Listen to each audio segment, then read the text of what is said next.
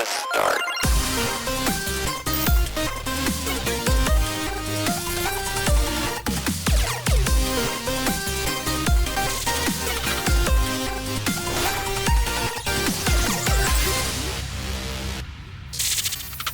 Let's get going with episode 165 of the Current Gen podcast. The whole crew will be here, but so far there's four of us.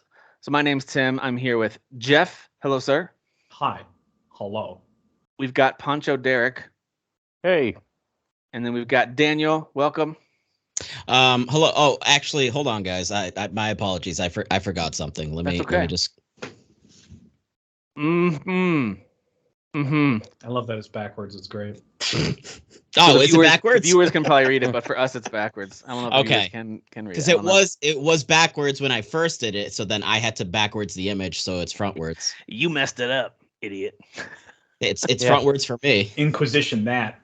Frontwards for me. That's all that matters. So if you're just listening, I'm very sure they're gonna see it the way we're seeing it, and it's backwards. I think so too. The joke is. But you can funny. flip it in Skype, I think. Can you?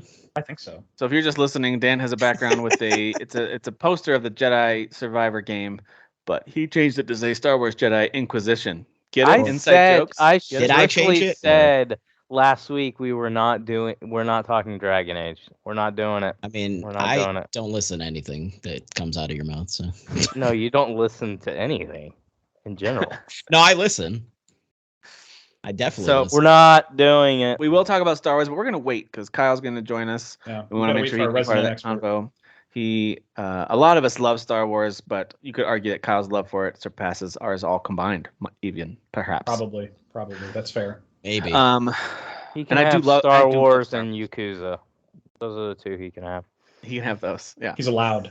But I think So it's kind of cool because all of us kind of have our things. It's like, all right, let me speak to this. It doesn't mean that you're the only fan of it, but like we want to make sure that certain like when Final Fantasy 16 comes out, if Dan's running late that night, we're gonna wait to talk about it till he's right. I'm just not even gonna be here. I'm gonna be playing it. He's gonna be playing it. Now, that actually might happen. I can see that happen. That makes the most sense. Oh, sorry guys. Nice. And he's here. Hello. There he Look is. How fancy. Look how You fancy. still look nice. Dude, dapper fancy. Kyle. I didn't downgrade too much. I was like, fuck you guys, I'm dressing up. Perfect. That sounds about right. Perfect. All right. Well, the timing is perfect. We were going to talk about some of the other smaller games first, but I'd rather kick things off with. Kyle, do you like my background, Kyle? Do you like it? He's like it. No. I love it. I'm speechless right now. Yeah. You're welcome. You're welcome. To be fair, I really like that you had to do something for this to be right now. Like, the time was Maximum effort. Dan works for EA, I think. He has all the EA assets. Yeah, I'm a scumbag. Together. I'm just a scumbag EA employee. Whatever. You're rich if you work for them, so good for you. You're doing great. How come no one's acquired EA yet? That's kind of weird, right? Isn't that like a? Because they're the acquirers. I don't think they will let anybody buy them out. Yeah, they're the acquirers. Are they smaller than or bigger than Activision?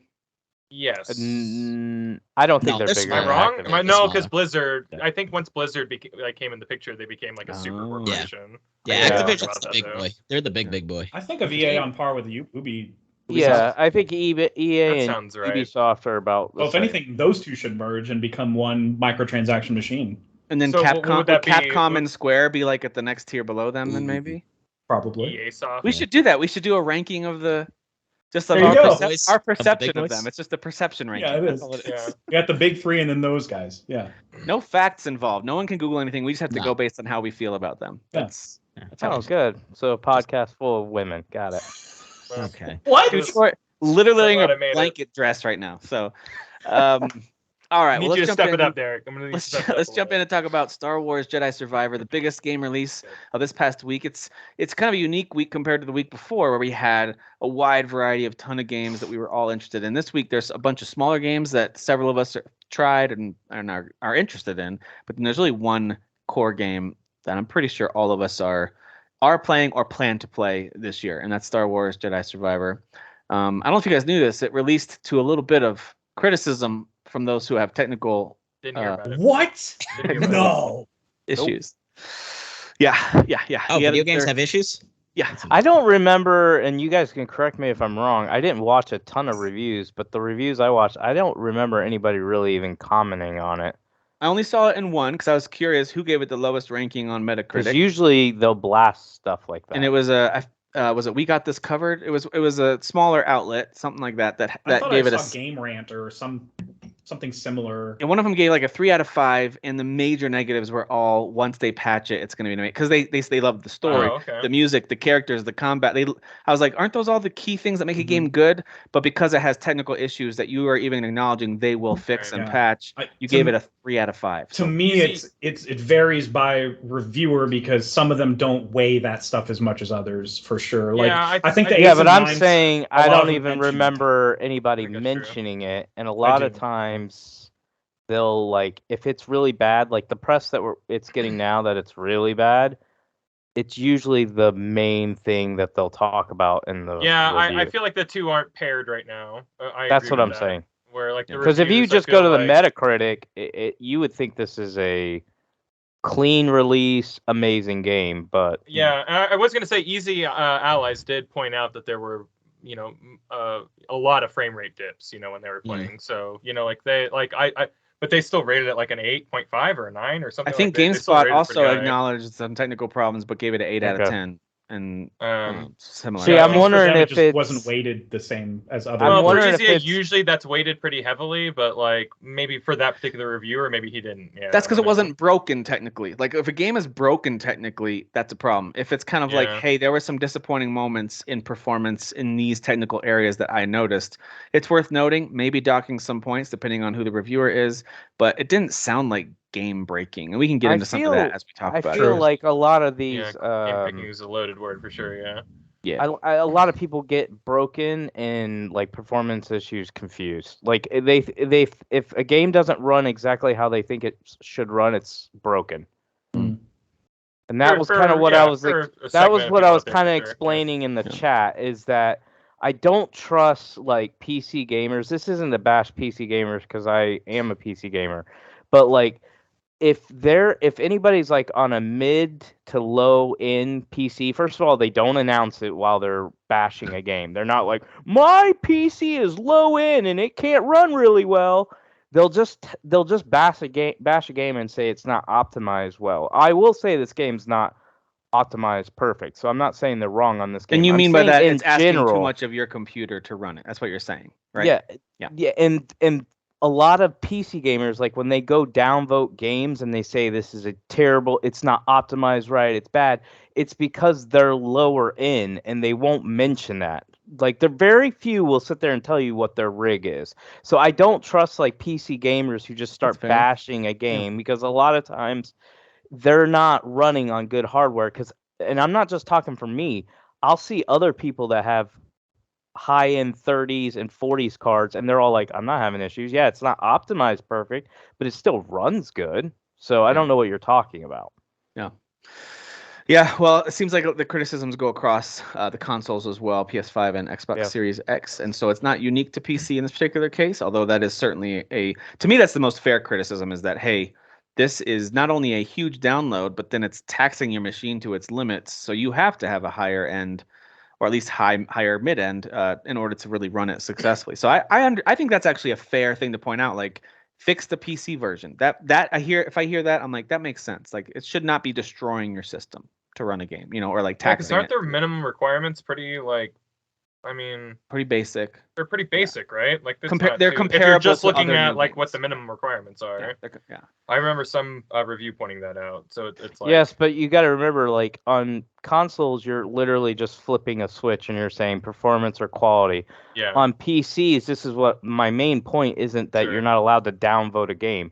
It's who's downvoting it and why are they downvoting it. If you're running a game like this, let's say you're in a 20 series. Let's say you have a 2080 and you're expecting it to run. Your expectations are that you should be able to run it at high, hit 60 frames per second, and do 4K. You're delusional. These are modern games. You're delusional. Yeah, that's done for any. So, but there are people out there that do that. Doesn't Steam actually have a spot for you to put your what do you call it, gear, whatever the hell you call it, card, video card, stuff like that? They'll tell you their entire rig. There's like spots for it, and it's optional, I think. But it's cool when people do that, and they're like, I have an NVIDIA. It is blah, blah, cool. blah. I like the transparency. I like that. Well, outside of the technical issues, and I'm not saying there aren't any, so if you're experiencing them, that's a bummer. Hopefully they get patched soon. We want to talk about the game itself and our early impressions of it. You know, it's a story-based single-player game, so we will not give you any kind of big story spoilers. Don't worry about that. Plus, I don't think any of us are so far into it that we have a ton, maybe a few of the Cal opening. dies in the first 15 minutes. Other than Cal dying, right away. Yeah, you're actually playing Clone Cal with a K. So. I mean, you actually play as Morgana from Dragon Age. If you play it on normal difficulty, you said you wouldn't. If you play it on normal difficulty, Cal will die if you play like I do. Many times. I got killed. It's actually Raiden, and he does cartwheels naked. Yeah, that's what happens.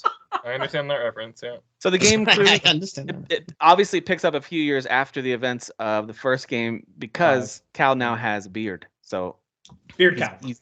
He's growing. Beard up. means passage of time. That's basics, guys. Yeah, that's just the basics. That's really the only way to do it. If they don't want to tell you, unlock beards. If they don't want to tell you the time, they can have either a female be more pregnant in the next scene. It's like, oh, some months have passed, or the male that's true. has a beard. Like, oh, some time has passed here. He's got a beard now.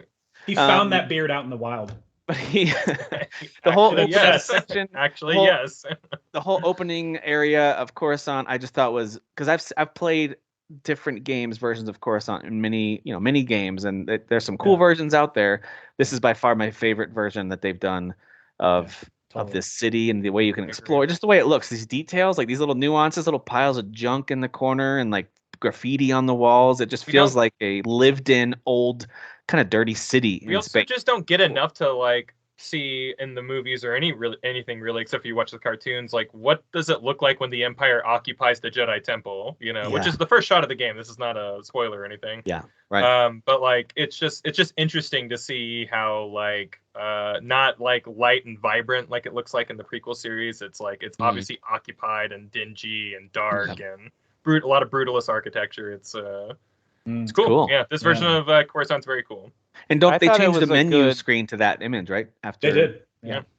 I thought the intro was really good because you're in that setting for a while, a lot longer than I thought you were going to. That mission I was in there 2 hours. Yeah. Way longer than I thought it was going to be.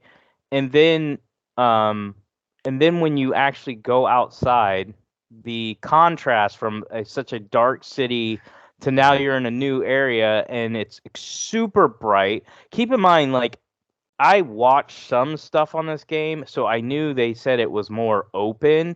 I didn't know exactly what that meant. So I literally that's why I was actually late, as I was playing Survivor. But like, I just got to an even more open, like where it really opens up here. Like, this actually looks like an open world game. Yeah.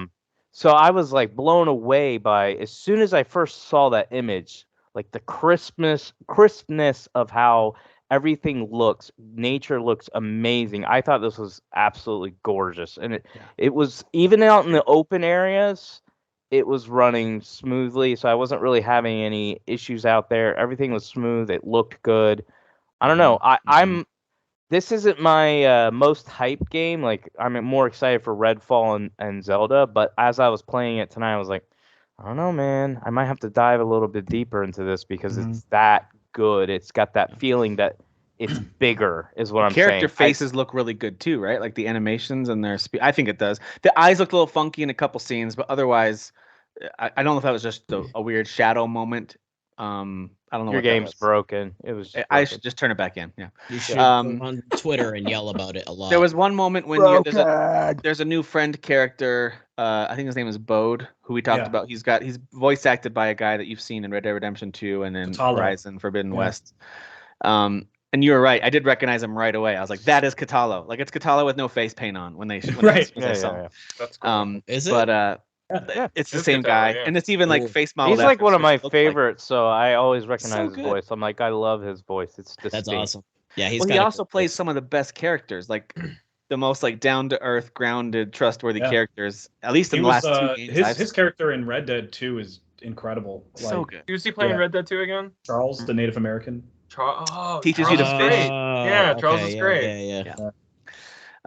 So I thought that was cool. I think the facial animations overall are really good, and they there's stuff in that first section in Coruscant where there's some expressing happening because things unfold, and so I think they did a good job of. I just think the technical quality of it's really high of Cal expressing and reacting to things that are happening. I was like, yeah, I do also this, think you know? Cal is like his voice actor is really good.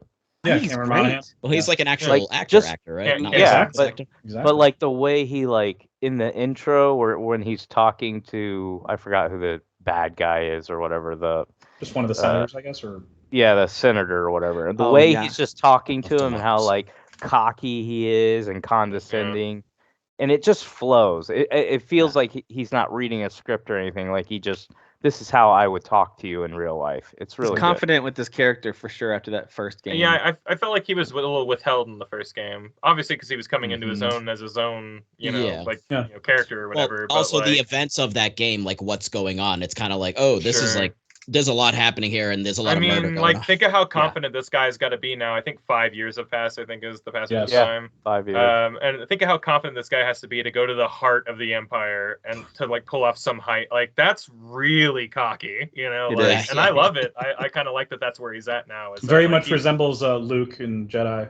Yes. Yeah, just so confident that I can just Swagger. walk into this den, or this den of thieves and be able to walk out with what I need, Yeah. It's cool. It's cool for him. Yeah, I liked it a lot. That opening was a lot of fun, and then like Derek said, the second section has an awesome contrast to being outdoors, much more nature focused. You actually see some creatures now, and not just humanoid-ish enemies that you're fighting, and kind of opens things up that way too.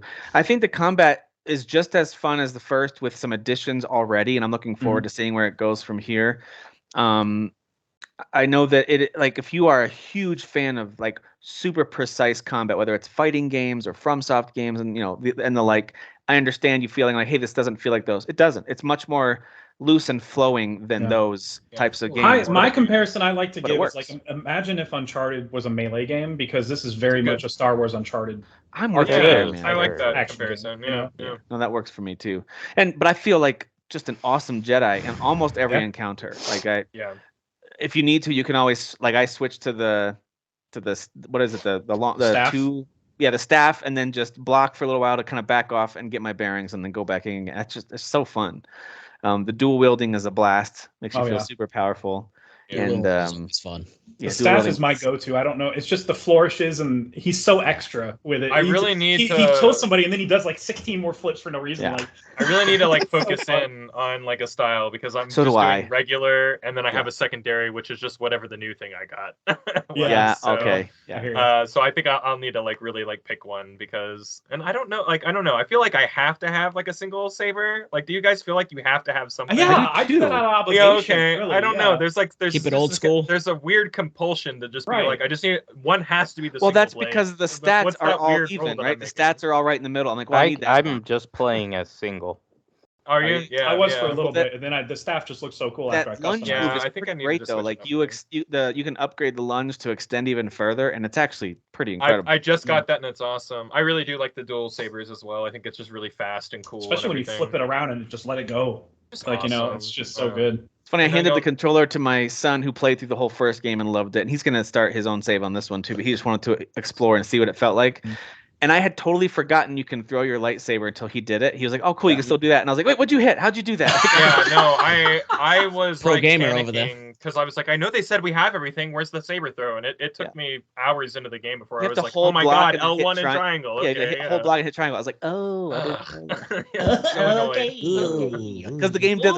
The game was prompting me for everything else, and so I'm like, "Okay, game, whatever you say, I'll do that." Like I don't remember a prompt for that one. Yeah. There was no prompt for it that I could find either. Yeah, That I've been first missing boss- actually. Funny enough, whenever they give you a new thing to unlock, whether it's traversal or combat related, I just kind of skim through it and then it disappears, and then I forget what the button is until I magically discover it, rediscover there it it later. is. Yeah. Yeah. Well, that first boss kicked my butt. So I'm only on normal difficulty. I'm not a glutton for punishment, but I do like to kind of battle my way through. Like I like the feeling of accomplishment. So I like that balance. And I thought the first game had a decent amount of challenge without being brutal. Force is all about balance, dude. Well, All right. and so Alright. and so, but that first boss was kicking my butt. I think I died like 4 times around. I was like, why do I suck so bad? This is supposed to be the opening boss that teaches you how to play. Am I bad at this again? I kind of am, but I had kind of forgotten, like, oh, they just want you to just use your blocking and parrying and then attack in between that and then dodge the red moves. I was trying to like go way over the top and do all my specials, and I kept using all my health, and then I eventually just was I took more of a Elden Ring approach. Like, let me just be patient and just react to what this enemy's doing, and it was so easy once I did that. I was like, there you go. I kind of started playing it like God of War myself, where I was just like, I need to push it. I need to push the attack, and I just need to keep on pushing it. And I'm just like, I'm getting creamed right now. I need to chill out a little bit and like choose the way I'm going about this a little bit differently. I love the ending to that fight too. Is just incredible. It is. Yeah, big time. Well, it's another good example of the character's maturity with Cal, just what he says and how, and his awareness of everything that's going on with the Force. So cool. Yeah. Absolutely love it. So I thought the opening area was done brilliantly, and then they really do open it up in that second one. I am so looking forward to diving in deeper. Any other thoughts on this one? And Dan, you said you're planning on playing it. I think the rest of us are into it right now. I'll get to it eventually, yeah. It's just... So the only thing I'll say is my major complaint from Fallen Order that made you guys think I hate the game, and I don't, is that I would make fun of it and say all it is just run, skip, and jump through levels, which a lot of the levels were designed that way. The open area I'm in now, yes, you still run, jump, and skip, but that's like to get to difficult spots. There's still a lot of open area to explore where it doesn't feel like I'm just in like a Mario game or something like that. Like this feels like more of an open area. This is what I was looking for. I mean, that is the crux of the joke that we always did, right? I know, but that's what I wanted, sure. and I feel like this game. Gotta say, there's still a lot of run, skipping, and jumping but that's fine. What? There's still a lot of running and skipping and jumping. I just said that there is. I said that the game is more open, so the areas are more open, so that's not all that you're doing. Yeah. But there's still, to get to places, you still have to run on walls and jump and all that stuff. Yeah. But it didn't feel like the whole game was built around that. I see what you're saying. Yeah. Little thing.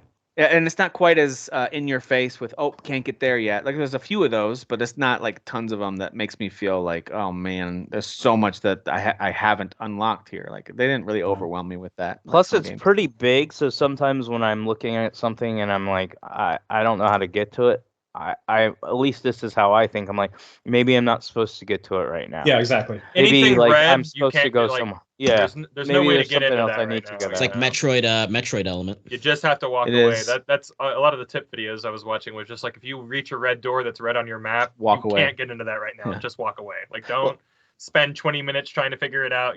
Like there's nothing you don't have the tool at that moment. Yeah. I wasted a lot of time doing that on the first really open area. Same.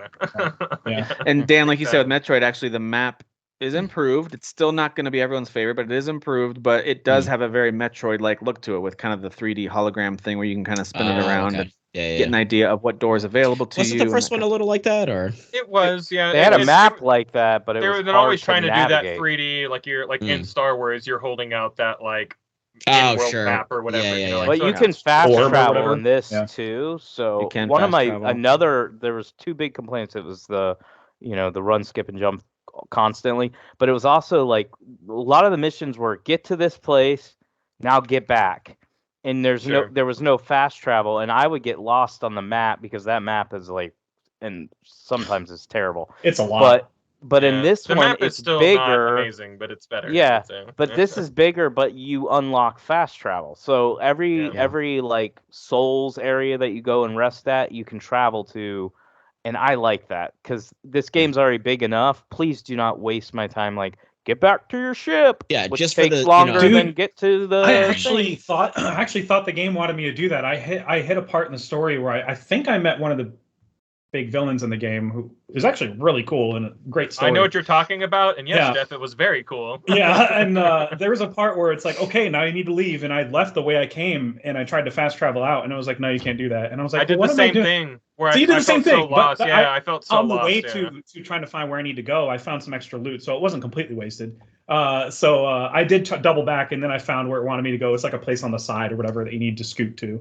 Yeah, you were in the middle of unlocking a new like mechanic, so it's like you can't fast travel because you have to learn this. So exactly, there are a couple areas that feel like dead ends until you see the little sliver that you're supposed to kind of like shimmy through. That's happened a couple times for me. Yeah. Yeah. I love that because I feel like a lot of those areas are actually optional. Like there's a whole optional cave I discovered in the first open area. That's really cool. And there's like a ton of loot there. It's so cool. The sense of discovery is so cool. There's a few of those in Coruscant too. There's a few off the beaten path things where you can fight. Yeah. Not a mini boss, but like, a strong enemy is waiting to face you. One with a health bar at the top, yeah.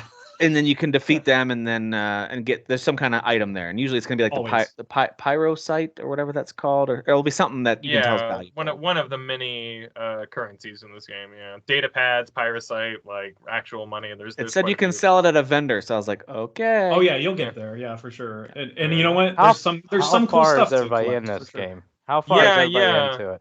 I don't want to spoil too much, but in the trailer it does show you that there's like a cantina and stuff like that. And I just want to say that when you walk into that cantina, just everything just feels so Star Warsy, and it's like cool. I'm not to that yet. The most Star Warsy place like you can ever imagine, and the stuff that like grows off of that, again without going into too much of anything, is very interesting and very cool. Yeah. That's great. I don't know. I think that Timmy, you were bringing this up in chat earlier, where it's just like, it just feels Star Warsy, and yeah, it does. So just vibes all day, music all day. Yeah. Just everything, the use of the existing art and concepts and stuff like that. It's all there, and it's all Star Wars. So that feels the great. use of ancient lore too. I did not expect in this story. Yeah. I know a lot about what's going on with all that stuff because of other things that are going on in other parts of the universe, and it's just interesting that they're tying in certain timelines and stuff like that. Certain eras, I'll say. The game world is built with love. It's just like with Hogwarts, where it's like they love this IP, they love this lore, and they're treating it that way. And I felt like that with the first game. I just feel like it even more so here. I feel like they were given a lot more freedom. I mean, you can dismember people now, so. Ooh. Oh yeah, definitely. It's awesome. You can turn it off too if you want to. Oh, it's just because in the first one, it's just like it is a game where he is like on the run, right? Basically, so like it just didn't feel as lived in, and I think and again, obviously, that was one of the things. That specific. Or not argument, but complaint is completely addressed in this game. I'd say, there's a lot of like moments where you're just there to like take it all in, and this is my home base or my area or whatever, or my home planet or whatever. That's what I was missing alongside with Derek, with the whole like just kind of wanting things to feel like a little more open to like kind of. You wanted a Dragon Age Inquisition castle. I know what you. Yeah. No, absolutely. I know what y'all wanted. If there's not a fucking castle in this game, I swear to God. Otherwise, what's the point? I don't know about that. So, Kyle, is there a castle in the game? A castle? No, but then we're not playing anymore. There's a venue. I'll lower the stakes and give you a cantina. How about that? Yeah, that's actually fine. I was asking, how far is everybody in this game? I think I'm like 4 hours in. I'm 12 hours in right now. I don't know. Where is there a save file somewhere I could look at, or? Mine's just Origin just tells me mine.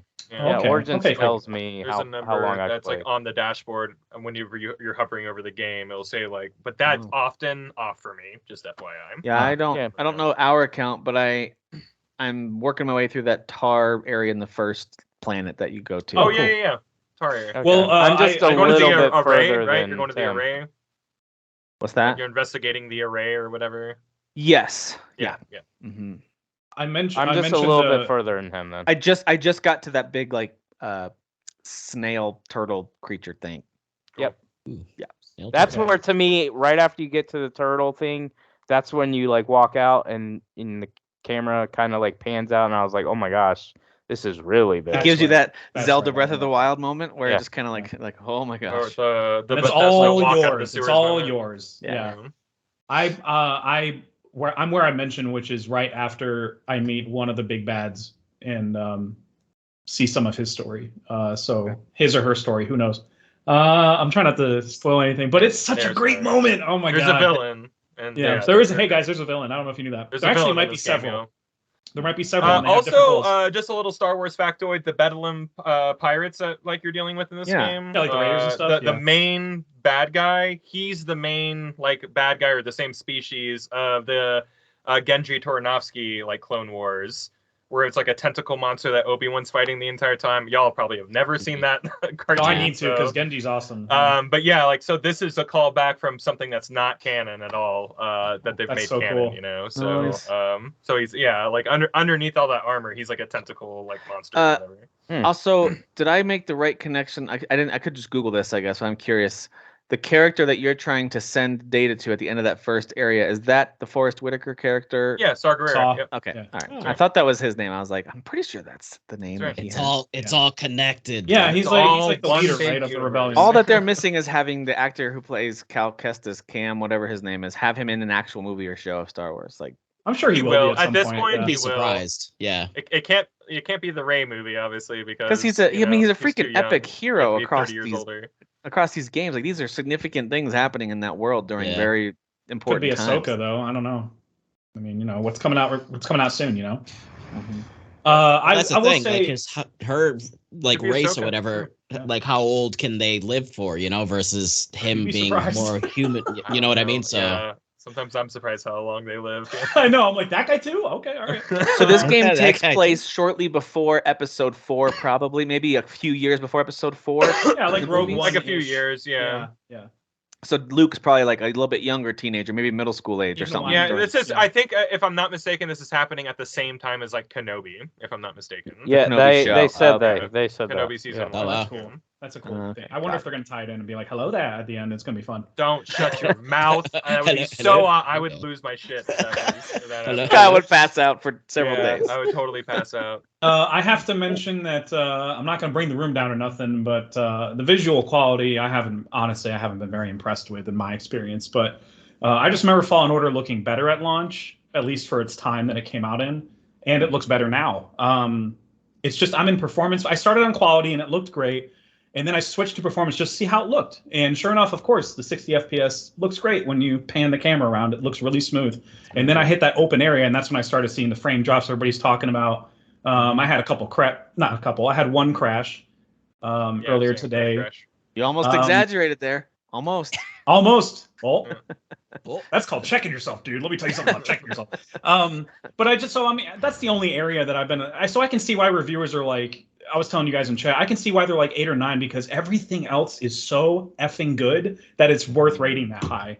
I think some people review in the way where it's like we know this is patchable, and totally. like you said Totally. earlier, like and other people are like we don't care. We're reviewing it how it is right now, and Right. that's important that we get that word out. And no one's wrong. It's just You different could make an styles of argument for writing reviews. either of those. You're right. You could make an Yeah. argument for either Yeah. approach. Yeah. It really Personally, is about what you prefer. unless it inhibits my ability to play the game. I'm not Mhm. talking about if, like, for instance, I've seen the PS5 version and I put it down to performance and I was like, this is ugly. So I would never play it in performance, right? But I would never, ever, I would mention it in my review, it's uglier, but I would never dock the game points because it's uglier. That's stupid for me. But, like, if I'm playing the game and it's crashing or significant drops, I'm not talking like, I like Digital Foundry, but if you really watch their videos, they're so stupid. They're like, they have that little 60 frames per second, like, the thing at meter. the bottom. If Yeah. it Yeah, dips to like 58, 59, the guy will always say, and you see frequent dips. I'm like, guys, It's not a I dip. played games long enough. If it drops to 58, 59, you don't feel it. Don't No, you even don't. act like you Yeah. feel it. Yeah. If it drops from 60 to 45, you feel it. But if it drops Yeah. like 2 or 3, you don't feel it. So to me, like, unless it's like messing up the way I interact with the game, I Mhm. personally wouldn't dock it. Like, it has to do that. If it's ugly, I'll mention in my review, but I'm not going to be like, hey, because it's ugly. Mhm.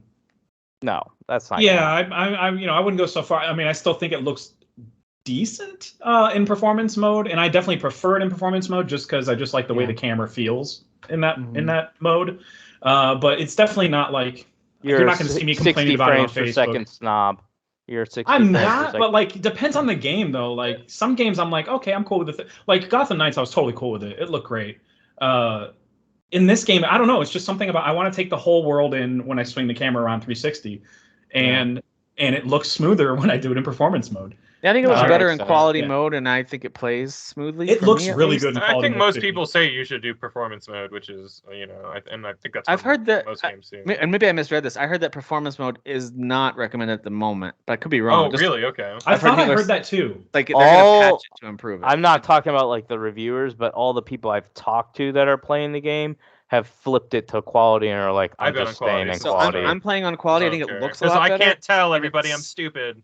Well, I gotta tell you, like it's dummy. Get your eyes checked, it's bro. smooth enough. Now, when I get to open world, if I like do what Jeff described, where I'm panning the camera, and it just kind of has that vague jittery feeling to it. I know that's judder. There's a slow, But I actually don't do that a lot in games enough that I'm like this. I might just notice it during that one. It's just because same thing with like God of War. Games with like bigger, epic feel. I liked. I'm like one of those guys. You like that, to like, spin the take camera it all while in, you're man. fighting. Let me do the Michael Bay 360. Yeah, pretty much. Yeah, I want to do the bad shot. Assassin's Creed.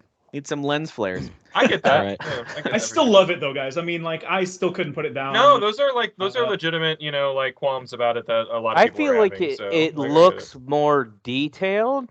Mhm. And that's why maybe based off what Jeff's saying, like he's like, well, I feel like Fallen Order looked better. I think Fallen Order was cleaner looking.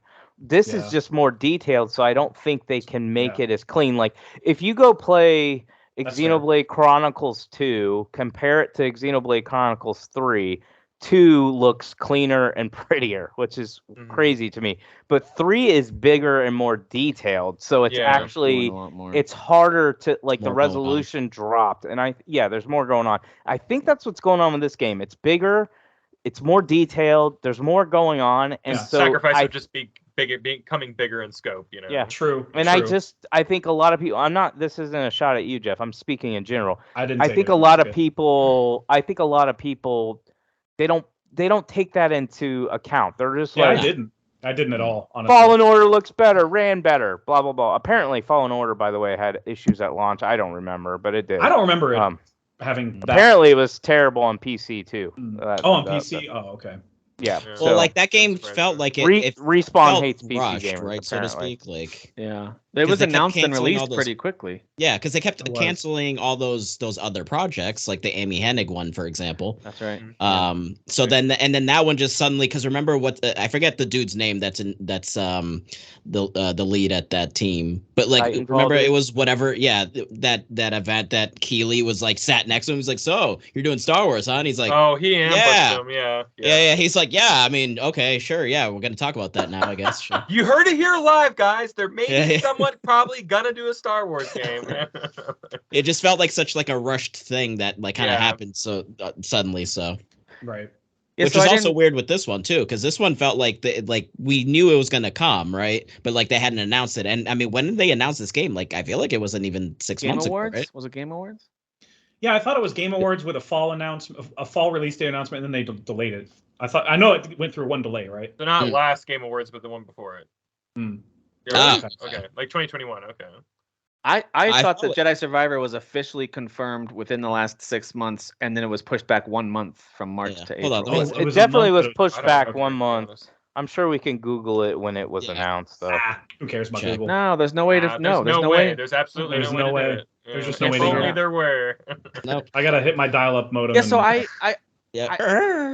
actually think that's your modem. a pretty gorgeous game. Like I've also been playing, Horizon and a bunch of other really pretty games, and I think it looks amazing. But again, I'm playing on quality mode, and I think 30 frames per second is running fine for me. I think I should throw it back on quality. But I think it's a gorgeous game. I think the lighting looks amazing. Like Derek was saying, with all the details, I think everything looks great. But again, I'm not looking at it so closely to try to compare visuals. At some point, I probably will, especially as we start thinking about, categories for game of the year and stuff like that down the road. I'm not saying it's the best looking game of the year or whatever, even this generation. I'm just saying it's, I think it looks good. That's all. I actually, with Burning Shores, I was flipping because they have 3 options. I think they have balance, performance, and quality. So I was flipping it around like when I got past the first mission. Yeah, exactly. When I got past the first mission, I was like I was in the water using the skiff or whatever, and I was just like flipping it back and forth to see which one feels better. And honestly, apparently I'm a 60 FPS. Not a snob, because I'm not going to throw a fit on Facebook about something that trivial, but like I just like the way it feels when you're scanning around. Most people I feel like that should be the norm. I think we all wish for 60 FPS for every game all the time, everywhere, all at once, world. Yeah. But we don't, we're not there yet, No, don't play Redfall, people. I don't want to hear from you. Don't play Redfall. I don't want to hear it. So I don't have a natural eye for it. Like if you were to do side by sides and show me like a specific instance of where you can feel it, I would probably notice it with you if you pointed it out to me. But on my own, I think it's the camera. It's like not that I don't realize it. It's that I'm not actively looking to compare in the moment. Maybe that's more of what it is. Because if I go, oh, is this 60 FPS? Like usually I'm right, but like. Yeah. I don't know. Maybe it's not something I'm actively always being like, boy, I could really tell this is 30 FPS because I didn't come in thinking it was automatically going to be 60. Yeah. So. I don't know if you flip it back and forth often, Tim, but I remember when I got the PS5. Not a lot, a few times. Okay, because when I got the PS5, that was my first time experiencing 60. I had Miles Morales, and I was flipping back and forth just to see. I was like, all right, like what's this 60 deal? And then I was like, okay, Derek's been right this whole time. I hate admitting that, but Derek's right. 60 frames. This is amazing. It feels pretty apparent in Spider-Man. I just want to say something that has nothing to do with that Derek is right. But what I think is hilarious is like all last gen, nobody gave a shit about. I know, dude. That's my problem with it. Is like it was always PC gamers were elitists, and that's kind of what Dan is referring to. He's like, Derek was right because Derek was all about 60 frames per second, blah blah. That didn't matter, and now every fucking launch is now you don't have a 60 frame per second, man. You don't have a 60 frame per second, man. I don't play games under 50. Yeah. And here's the thing: I don't mind 30. It was. I don't mind 30 by any means, but like 60 just feels nice. It feels nice. It does. It's like, oh, that's nice. That's nice that the option's there. It's more like I don't know. Maybe if I always recognize it, unless like someone points it out or I actually see that it goes, this is a 60 FPS. You're flip-flopping it back there are and forth. certain games where I'll notice like it just feels a little jittery. I don't know what it is, and I'll switch it over. I'm like, oh, okay, that's better. There's a sluggish feeling. I'll tell you when I notice it. Sluggish is a good word. I don't really notice it on bigger screens. I've noticed it on the Steam Deck if I am willing to give up a little bit of battery life and flip it up to allow it to go up to 60 for a given game. I've noticed it there, and I don't know if that's because the screen's closer to my face or whatever. Like I noticed when I was playing Days Gone on my flight recently, I was just like, it feels a little jittery. I don't know what it is. I sacrificed, I think it was like a 45 minutes worth of battery life, that its expected battery life. It dropped because more frames, more battery, and yeah, all of a sudden it was super smooth. So I don't know. Sometimes I notice it, sometimes I don't. In this particular case, on quality mode, I'm having a blast. I think it runs wonderfully, but that's just my personal experience. Ignorance is bliss. I don't know what you have to gain for making all those lies, Tim. I don't know what you're gaining from all that. So real quick, it was it's acceptable to me, which I know it's not. He's in the 30 FPS lobby's pocket. The first cinematic teaser for this game was in May 2022. Does anybody remember that? When was it? I feel like that makes May sense 2022. That with the fall release, and I feel like there was a fall release, like some kind of Star Wars Celebration, or May the 4th, or Star Wars Celebration. May the 4th would have been Star Wars Celebration, but then December was the game. Oh, that was it was like a shareholders thing, maybe for Lucasfilm or something like that. Yeah, that makes sense. So they probably just confirmed the title, but we didn't get a trailer till Game Awards, right? Yeah, until December, and then they said, "Here's the date." Like, so it just was March. Really, it seems that's right. They threw the date out there. That sounds right. Okay. Yeah. All right, so it's kind of right, but we guess we knew I knew about it was Survivor quick, but I don't feel like it was just like 4 or 5 under months. a year still. Yeah, we're pretty impressive. Yeah. Under a year from confirming the title to launch, and under what was that 5 months, I guess, from trailer. I should make a dead serious post. Be like, guys, give this game a break. It was announced in December. That's when they started working on it. They finished this game in 4 months. And you guys are complaining. Come on. I'm a professional. My uncle works at Nintendo.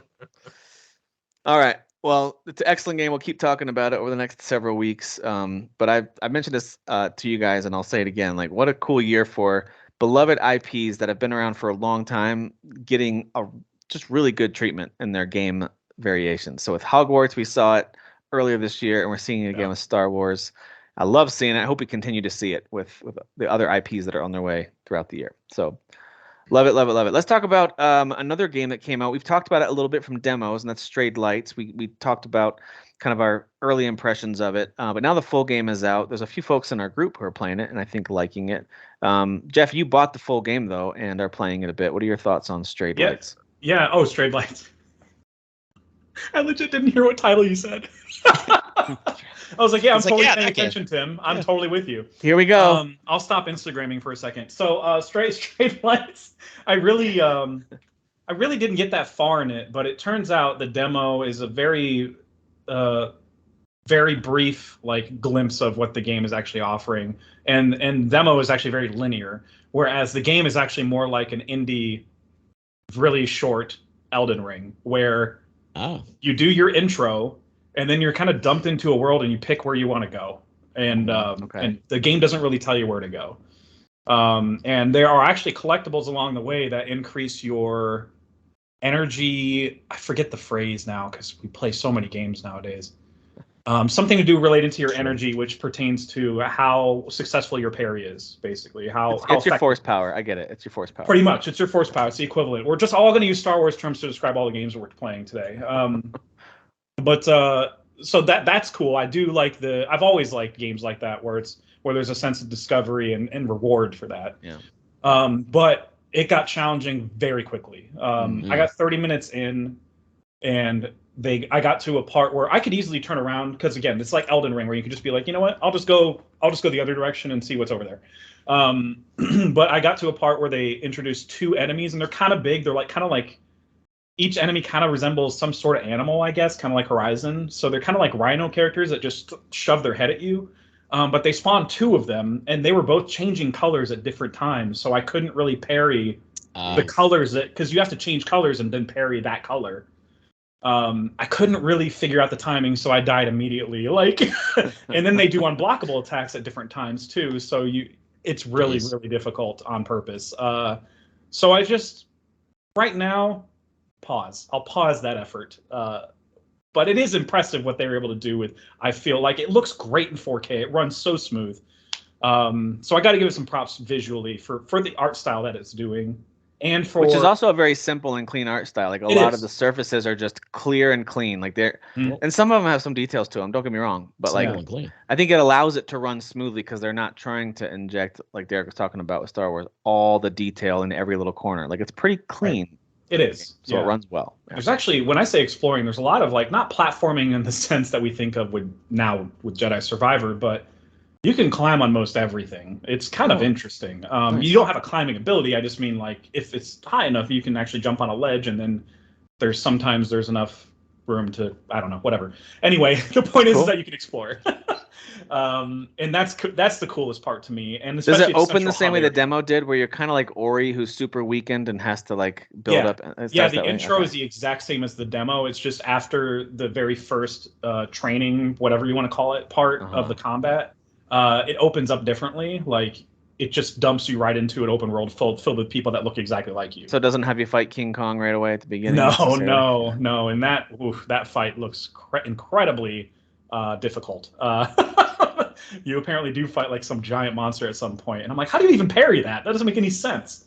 But yeah, the whole point is you're trying to get, the more you parry, the more their energy bar either depletes or however you want to word it. But once their energy bar gets full, that means you can harness their energy and kill them basically. And you can pet the forest creatures. You can pet the forest. You can pet the forest creatures. You can, and I did get similar. Actually, there is a part. There is a part in Jedi Survivor where you can pet something too, and you know what? That gives you an achievement as well. So I'm just saying, pet all the creatures, you'll get an achievement. That's what I'm trying to say. You get an automatic 10 out of 10 if you can pet something. So. I think the combat is unique enough, and I recommend it for people that are just action fans in general. Because it's not just parrying; there is some attack, but the window is very short. You have some mild upgrades, and I say mild just because it's not super in depth from what I remember, but there's some upgrading that you. Yeah, they didn't change the upgrade menu from the demo, so you still see all the slots that are available to you, and it's the same amount. But it's a short game. It's 4 or 5 hours, depends on how much you die. So it's really short for that experience and for $25. But considering what it looks like and how good it runs in 4K, that's not a bad price at all. Are you on PC or? Yeah. I play those type of games on PC. Yeah. I mean, I'll get it. I'm not gonna get it now. It's pointless to get it now, but it's definitely one I think I'll buy later. Yeah. When it's cheaper or things are a little slower. Yeah, you might like the rhythm that it tries to put you in with how enemies attack you and the timing window that you're supposed to have. Is the combat faster? I didn't like Stray Blade. It's mid-tempo. Super freaking slow. Which one? Stray Blade, the one I talked about that's last right. week, it was really slow. No, it's more responsive than what you described Stray Blade to be. Okay. It's definitely more immediate between button press and action. So parrying windows aren't huge. Like you do have to have some timing. Yeah, so every enemy's different, and I encountered like 5 in the first half hour. So you really have to study. I'm kind of over the pairing. Then maybe if we're not in the mood games. for that, especially after Jedi Survivor, then you're probably going to want to. I'm kind of over it. Like every game's doing it now. Like right. Sekiro. I'm not saying pairing didn't exist before Sekiro, but Sekiro made it like hyper popular. Now everybody's like, we got to make our whole mechanic around pairing. Sekiro is their best game, so just saying. It isn't, but okay. It absolutely is. It's because you didn't beat it, I did, but okay. Just like you didn't beat Octopath Traveler 2. There we go. You two need your own podcast. Where we literally just sit around and he goes, you really didn't do this. I did. It's just the same like old man on a porch arguments over and over again. That's the name of the podcast. Old man on a porch. I would listen to that. Two old dudes on separate porches just cussing at each other. Now that we're talking about it, I kind of want to subscribe to this podcast. Let me know when you watch it. I will let you know. Say, I don't know if the demo's still available, but if it is, I would recommend trying it because at least you get a sense of what the combat is. Sure. Yeah. At least there's that. So, but yeah, the main game itself is way more open. No, trust me, I really mean this. I would 100% buy it if I didn't have like 70 games right now. Oh, I know. And there's two more coming real soon that are like 10 out of 10 hype level. Yeah. Just wait till the summer when Final Fantasy 16 disappoints all of us. You'll need something to play.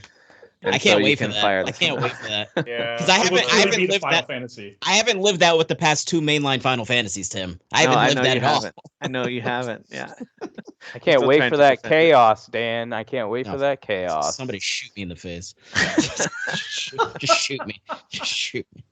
All right, well, Derek, you brought up Xenoblade earlier. Let's talk about Future Redeemed, their major story DLC that came out. What are your thoughts on this so far? I'm 8 hours in, so I'm over halfway through. There's 5 chapters. I'm in the middle of chapter 3. Did you have to kind of reacclimate when you got there? Like, this is a lot. I got to relearn this stuff. Not really, because the game kind of intros it, and they're also changing stuff. So like they stripped it down, right? Like the Ouroboros system's not there anymore, right? Well, it is, but they've changed things and how you do things. But let me put it this way. What I was going to say is Kyle played it, beat it. Like, you're going to come into it and be like, oh, this is familiar. And then anything that they change, you go through like a mini tutorial. Okay. So for me personally, and I've admitted I'm not very good at like RPG, like JRPG games. I've never said I'm good at them. But this one, I'm like either... I don't know what it is, but I'm pretty good at this one. Like, I figured it out. It all makes sense to me. So even with the new game mechanics, and I'm playing on normal, so I'm not dropping this game on easy. Even when I die to a boss, I'm not like, screw this, I quit. I'm going to go to easy. I'm like, no, I'm going to beat this guy. And I had last night, I had one of the most epic boss fights, and it was the intro. It's not a spoiler. Everybody knows these guys are in the game. They're in the freaking trailers. But the intro to Rex coming back, and if you guys don't know who Rex is, that's the main dude from Xenoblade Chronicles 2. But in Xenoblade Chronicles 2, he's like this little boy. He's just like, hey guys, how you doing? But in this, he's got like a scar on his face. Got long hair now. Super, he's got spiky hair, but he's got looked like long hair on the picture that they put out. Shulk is long hair. Oh, Shulk is long hair like a girl. Okay. Shulk is the blonde. Gotcha. That's right. Rex has got like a super rough, like manly voice. Like he's like, so what are we doing next? That type. Like he comes into this fight. Like the entire battle was, for me, it was extremely epic. Like that's what I love about this game. Like all the special moves that you pull off. It kind of has like almost a Robotech vibe to it, the way you combine your abilities and your attacks and all that stuff going against all these mechs. But so far, the gameplay has been amazing. I would say the story starts off. I mean, it's typical. It's JRPG. It's a new character, right? Like you're not using. Yeah. But he looks exactly like your original character, so they're like. There he That's is. racist for you to say That's that, Matthew. So he looks. Blackie RPG. He does. Yeah, he does look like He the looks one from exactly 3, yeah. like the main Shenanigans. character in Xenoblade Chronicles 3. So, when you start playing, like the story is kind of like slow. They kind of hook you with like, well, what's going on here? You know, there's some questions that don't have answers, but the way it trickles out is real slow until you bring in Shulk and Rex and all that stuff, and you start really unlocking more of the story. And now I'm on the part where you're like, you know what your mission is, you know what you're doing. I really, really like it. Like, I rarely finish JRPGs, much less buy their DLC, and I don't feel like I'm forcing myself to play this. I already said there's like a gazillion games that I want to play. This is my main one. I'm focusing on this one. I'm going to beat it, and then I'll go to Jedi Survivor. Well, realistically, Redfall will be out by that time, but my point is I'm prioritizing this because for me it's that good. Yeah. Do we know how long this is, or? Like 16 hours. Yeah. It's anywhere from 15 to 18 hours for the story. If you do everything in the game, and there is a lot of side quests, it can take 25 to 50 hours depending on like what you decide to do.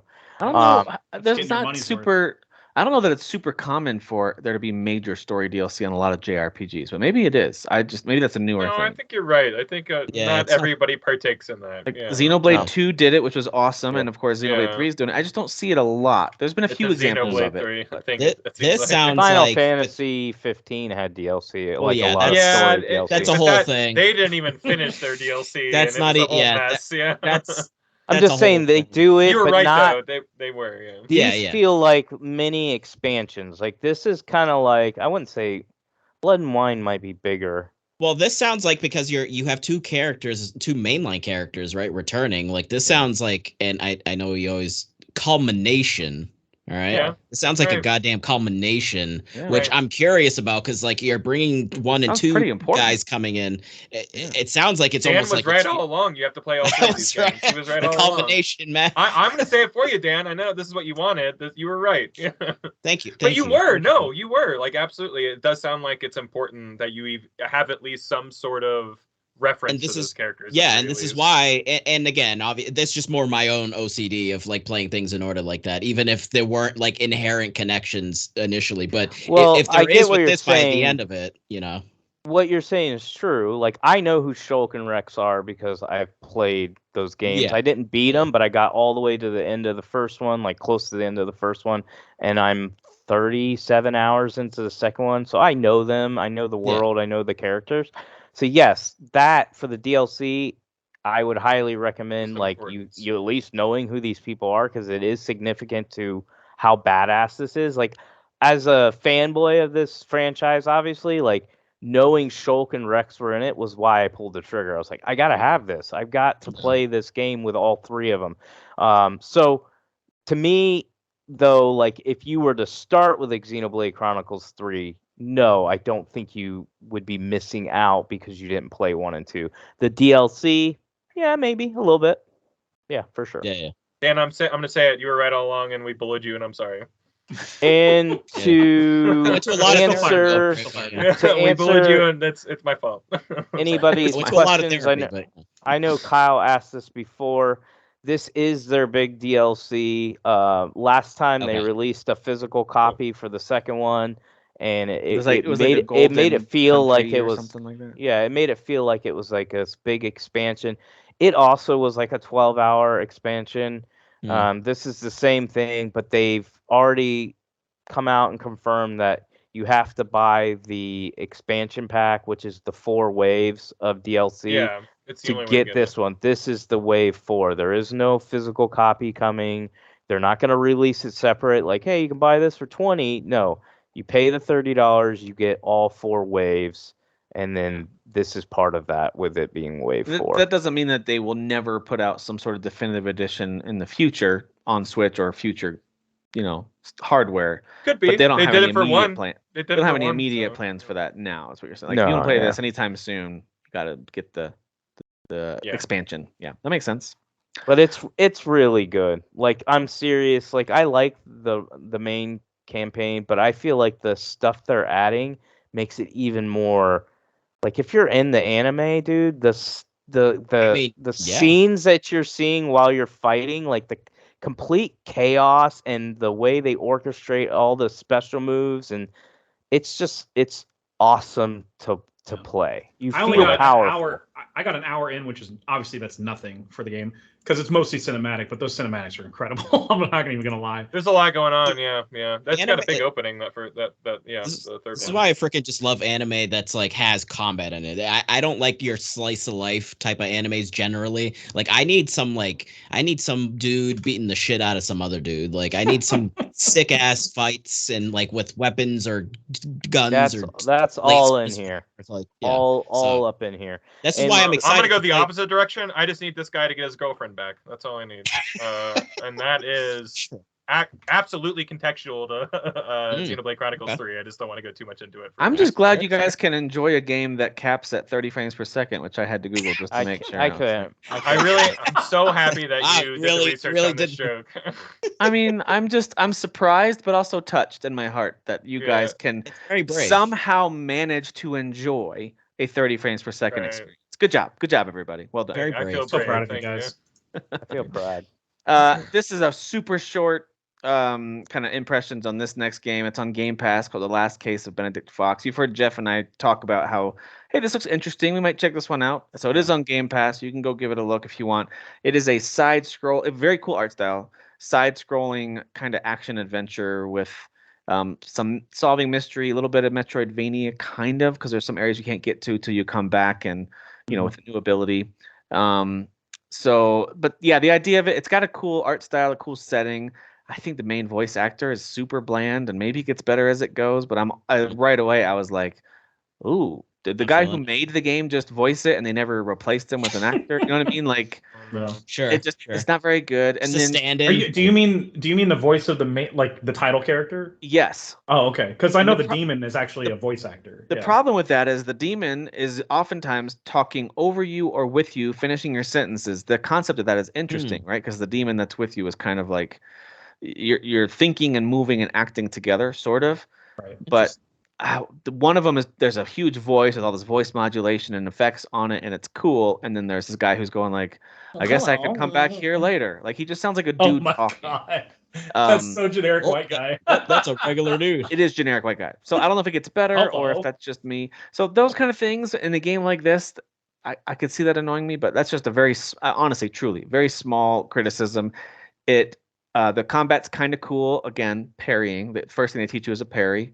But you do have an attack, and it builds up to unleash this. You pull out this kind of really cool old school looking revolver, and it does a ton of damage. Usually finishes off most normal enemies, and so that does feel really good when you parry, do a cool melee combo. You can dodge backwards and then pull out your gun, and it's just the animation of it's really cool. The way he pulls it out and just aims it. He just kind of stands straight and tall and shoots, and it's just very satisfying. So I think it's very cool. The movement, it's very floaty, so it has some of that side-scrolling platforming, and some people don't like a floaty feeling game. This feels very, very floaty, it's not bad though. It's not like it's poorly made. It's just got your character does not feel very heavy. You're kind of floating around as you jump around. That can bother some people when they're doing platforming. They want there to be a weight to your character. So, but yeah, overall it's kind of neat. It's on Game Pass. Go give it a whirl if that sounds interesting to you. If you want yet another cool art style side-scrolling action adventure game with some Metroidvania aspects to it. There's so many of them. Truly, it's an empty market. There's nothing else out that's like that. I know. Absolutely. It's a decent version of one of those with a unique art style. I don't think I'm going to play more than the 20-something minutes I put into it today. Yeah, I played a little bit of it. I just laughed because it gives you a lot of options up front. So it's like, do you want to solve the puzzles? I said no. Do you want? It does give you a lot of options. Do you want the combat to be hard? No. Do you want this? And I said no. And then I laughed because I was like, I don't want to play your game. Clearly, like, do you want to play this game? Do you even want to play it? No. No. Like I'm telling you to make everything, like, just do everything for me. So clearly, I don't want to play your game. That's accessibility, brother. What you should do is turn off the game, go to YouTube, search for someone who's playing it, just watch them play it. If that's all you want to do. But I played a little bit, and I thought, like, graphically, I played it on PC. Graphically, I thought it was very, very pretty. Like, very cool just style. Like, yeah. The lighting, like the opening area that you're in is really cool. Yeah. It's just not, again, going back to what I said, with all the games, it's not something I'm going to personally be like, yeah, I got to invest time in this. It's not something that sticks out as good enough. But it's also the kind of game that every room and area you go into, you're in like a house, a mansion at the beginning, and then you go into like this limbo area that's kind of like a cave. Basement, right? It kind of has a cave. There's like this swampy looking cave. Anyway, but at the beginning, at least, you're collecting a lot of items. You're picking things up and examining them. And I'm like, how important is this? Is this just if I'm super into the lore and story, or like, do I have to pick up this vinyl record because you can? And do I have to go get this picture? So there's a lot of that. Fluff. It feels like fluff. I don't know if it's important or not. I don't know, but well, if you're putting it back down, it's like, why did I just do that? I know. I just think it released at a bad time. A really bad time. Yeah. This is one of those games that strikes me as a. Do you remember Xbox Summer of Arcade? They would put out really cool little indie games in like August. This should have been a summer game. This is a great like July, August game that could have maybe. I might play this for a couple days, but I'm just not. I don't see myself playing it. Make that money, man. You don't have time. I know, but you don't have time. Like most people between Star Wars, was a huge brand.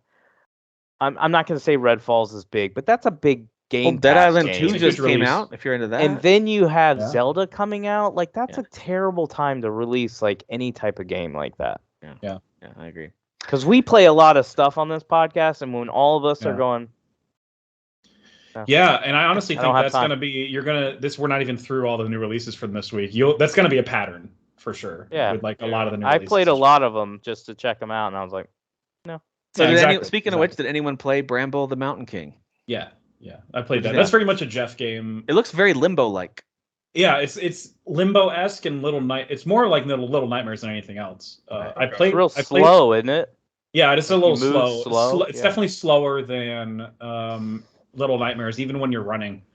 It's so like, it has some can you actually run? Elements going on too, right? Like some. Yeah, it's a Norwegian folk horror / It's supposed to be a kid's story, but I mean, Eastern Europe is freaking visually weird. It's Dwight Schrute's version of a kid's story. Yeah, they do. They don't shy away from like gore in those stories or anything. And then they mutilated his corpse and good night. Mwah. Like it's what's the Dwight Schrute thing where like someone will come bite your thumbs off or whatever that was? That's a true story. That's a true German story. Yeah, it's like a true not true story, but like is it Strulpita? I think so. Yeah, that sounds right. But like know your rules. You've got to know your rules. If you don't, you'll be eaten in your sleep. If you look up the German version of Cinderella, which I think is actually where it originated, the stepdaughters, whatever you call them, the stepsisters, the evil ones, when they were putting on the glass shoe, they were literally forcing it on their feet and like causing their skin to like break, bleeding and stuff. And it was bleeding all the shoe, and it was disgusting to freaking hearing that stuff. So this game continues that whole trend of Nordic countries messed up fairy tales. The demo first off is like a 30-minute slice of the second act of the game.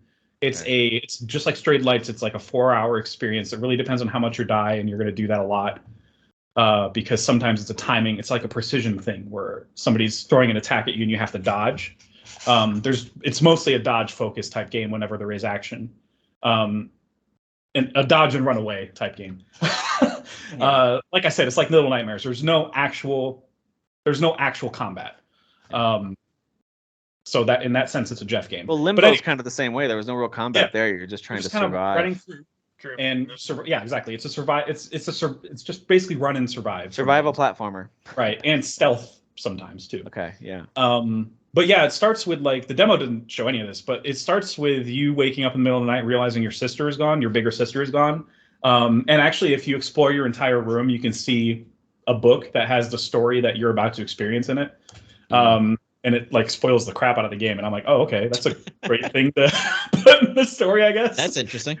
Or it's more like a foreboding, like this could happen if you don't, find your sister type deal.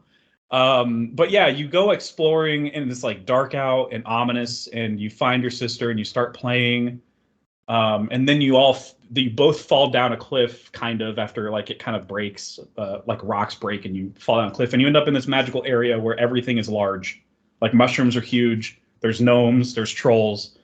The trolls are the bad guys. They're swamp witch ladies. Yeah, stuff like that. Those are trolls actually, but they are. Okay. Yeah, but they are like just with swamp crap all over them. Dude, that was like that's nightmarish right there. Yeah. The character design is really scary actually for some of those. There's like really adorable moments, and then followed by immediately horrifying moments in the game. Yeah. And that's what really makes it's almost like Guillermo del Toro type of a pretty thing. much. Yeah, it's like Pan's Labyrinth, the game. Pan's Labyrinth, yeah. Where it's that like, is a game would be where you're seeing somebody get his cheek shot out, but there's also like this adorable whimsic nature to it. Like it's what? I typed in my notes. It's the equivalent of making that one bunny shot from The Last of Us a full game, where you're like, oh look at that really adorable bunny, and it's dead, and it's dead in the most brutal way possible. Sure. It's pretty much that, because there's moments in the game where you're exploring, especially early on, where you encounter these like baby gnomes, and you're just playing hide and seek with them and stuff, and they're helping you open doors. And then immediately after that, the trolls start capturing them and crushing them, or they start walking across bear traps accidentally, and you see their full like body like mutilated and bloody, and I'm like, what the hell kind of game is this? It's so crazy how varied it is tonally. But I think it's cool. Like, actually, I'm very impressed with not so much the character models. They look okay. They look very AA. But the in 4K, the backgrounds, like just the environment, is so freaking gorgeous. It's and Little Nightmares had that too, right? Where it was like pretty. Very much so. Yeah, it's very much like that, where it looks hyper realistic and stuff. Mm-hmm. Even if the character design does not. Like I did one part too where this was after all the cute stuff basically. And I went into like this troll butcher's shop or whatever, and he's got like corpses everywhere and there's blood everywhere, and you're just walking through it. And then there's a part where he spots you and he's like trying to chop you with his axe, and you have to time your jumps and your just running basically. It's like the Little Mermaid chef with Sebastian in the kitchen. Pretty much, except when he does hit you with an axe, there's no cutaway. You get to see him chop you in half, and it's so bloody. Yeah, Limbo did that. That was shocking with Limbo, where you would see the little kid get impaled and stuff, and you're like, you're like, why did you put this in? Are you working through something internally? Are you okay? Yes. That dev, yes. It's wild. Have you played Inside? They're like, working through some stuff. That's true. That's true. They're not an American. I would assume based on that, they're probably not an American developer. I'd have to double check, but I know these guys who made Bramble are Norwegian, because there's a Norwegian song in it. I didn't understand a lot of the lyrics because I've never heard a Norwegian song before. But I heard like "stord," which means big. So I heard some words that were like "tard" and stuff. Like I heard certain verbs that I was like, "Oh, that makes sense," but like I couldn't. Whatever. Yeah. Anyway, so like you get that sense that that's what they're trying to tap into, is like their own culture and stuff when they're telling their weird ass story. To Americans, it's weird, but I think that's what's going to keep me going back to it after this wave of barrage of games. Is like there's something unique about the tonal disparity. Like there's something engaging about that, and I do want to see it. I could see returning to a couple of these games, especially if some folks, and I don't know if you're going to be in this category or not, Zelda doesn't really hook them like it will for a lot of people, but it's not going to hook everybody. But you finish Jedi Survivor, I could see there being like a little gap there where you're like, okay, I've got time to go back and tackle some of these that I liked, but I put on the back burner. Mm-hmm. This sounds like maybe one of those, but it's probably going to be one of those. And it also helps that you guys know I like shorter indie experiences. It helps that it's one of those that I know, like I've looked at gameplay walkthroughs, especially when I got stuck on a certain spot. My game might be broken actually, because there's a spot I got an hour in, and there's a spot where you're supposed to kind of sneak around a very large arm that's impaled and like on the ground. But every time I kept sneaking around a certain spot, it would I would get spotted by the guy who's looking for me. But if I looked up somebody else's gameplay walkthrough, they snuck by just fine. And I'm like, is my game broken? Where's the outrage? Where's the outrage for Bramble? Come on, where's the Bramble outrage? I want you guys to get freaking mad like you are about Jedi. How many frames per second is this game? That's how many frames are we talking about? How many frames? How many frames? 10. Oh my god! Just actually, it's a PowerPoint presentation. It's just one screen. It's just a click adventure. You just like move. Jesus. Yeah. A couple other smaller games that are out now, and I think I'm gonna wait on this one. Although this is very much a Tim game, and it's Stranded: Alien Dawn. I've had it on my wish list for a while. It's like a survival / city builder combo. It's not for everybody for sure, but it's gonna have elements of RimWorld. If you ever played that game or heard of that game, it's a pretty kind of like I don't know if cult classic is the right word. It's not that old of a game, but anyway, it's a lot of like city and city management type stuff, along with some combat. But all that, and there's some survival elements too, because you're stranded on an alien planet. But it is $35, which is a little steep for a game. Like Derek mentioned earlier with Straight Lights, it's like it's kind of pointless to buy something else right now. It's just going to sit in my library, so I'm not going to spend the money for it to sit there and not get played. I will wait until I really want, like, all right, I've got time to play this. I think $35 is worth it if I'll play it. Otherwise, it'll go on sale. It'll hit a sale. Yeah. So I didn't play that one. But did anyone try Trinity Trigger? No. Among all of the indies here that we mentioned, too high price. Too high. Yeah, it's $50. Yeah, it's ridiculous. I did see that one was the highest reviewed of all the indies. It looks like a Dan game. It does. Well, so like when I first heard it, I was like, oh, okay. Like I forget who's involved, but it's like some pretty known like Japanese guys devs. From Secret of Mana. I think there's at least one guy from Secret of Mana or something. Yeah, I think there's some pretty like renowned like Japanese devs up in there. So I was like, oh, okay, that sounds interesting. And then when they first showed the game, I was like, ooh, I'm not feeling. I totally don't like the art style. I like the character portraits, like those are really beautiful. But then like in game, it's like to me in game it feels more of like a $30 game, not $50. Gotcha. No, $50. And I agree. Yeah. But for $30, I'll nab it because it looks like it's co-op, so I could play that with my wife. It'll be really fun for us to play together. My wife. But for $50, no. My wife. Circle back. When I first saw the character models, like in like the like talking scenes, I was like, this game looks good, and then I saw the gameplay, and I'm like, oh. Okay. I would have bought it if it had PS2 reviewed better. And what I mean by reviewed better, like if they would have been like, the gameplay gets better as you unlock things, because it's a simplistic like game, like it's very simplistic. Yeah. And if it would have had a better story, but they were like, story's bland, gameplay is boring.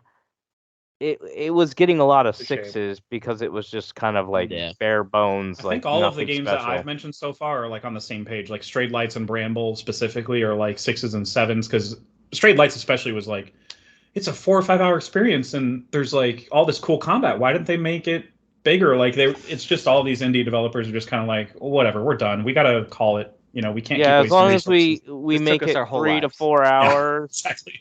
long, we can sell it for $30 or $40 and then move Right. on to our next project. Right. The $50 price tag for kind of a smaller RPG type experience like this reminds me of like the RPG Factory games that I always thought were overpriced for being. I thought they were cool. That's but a Square Enix tax you're paying. I know it. You pay that Square tax.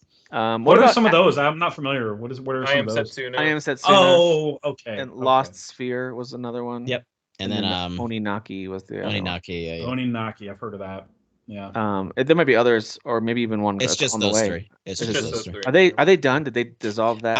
The other day we were talking about them and I was like, let me see if there's anything going on. And I guess right now there hasn't been anything official, but they haven't like also said like that team's like shut down or anything. They could be working on something. They could be, yeah. Setsuna was by far their biggest, both critical and commercial success. I liked Oninaki, but yeah, I think that one felt more like. I like Oninaki more than Lost Sphere, because Lost Sphere was like not enough different, but Oninaki was like a completely different game. Yeah, Lost Sphere's demo really was underwhelming, so I never bought that game. Lost Sphere sucked. I really didn't like that game, and I'm a huge I Am Setsuna fan. I'm a huge fan.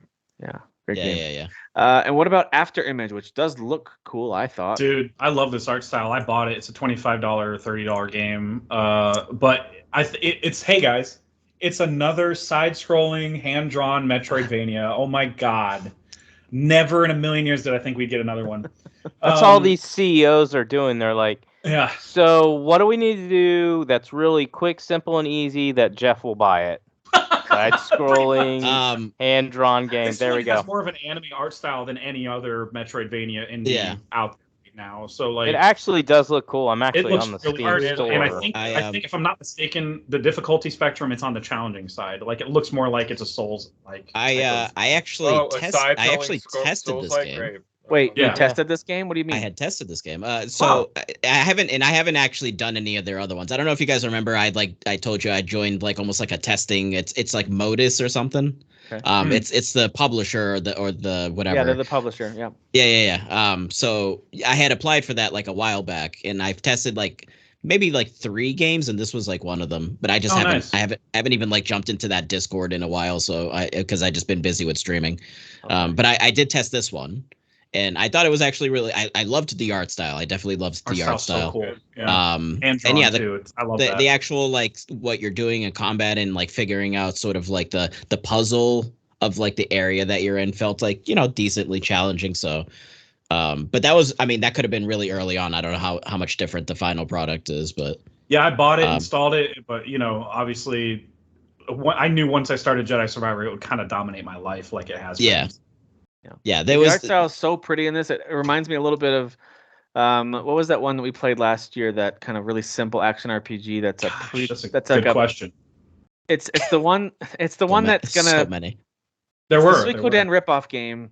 This was kind of like a pre-game for that. Oh, okay, yeah. Eden Chronicle one. Rising. Rising, yes, Rising. That's what it was. Yeah. So like some of this art style with how clean and crisp and pretty it is, it reminds me a little bit of that.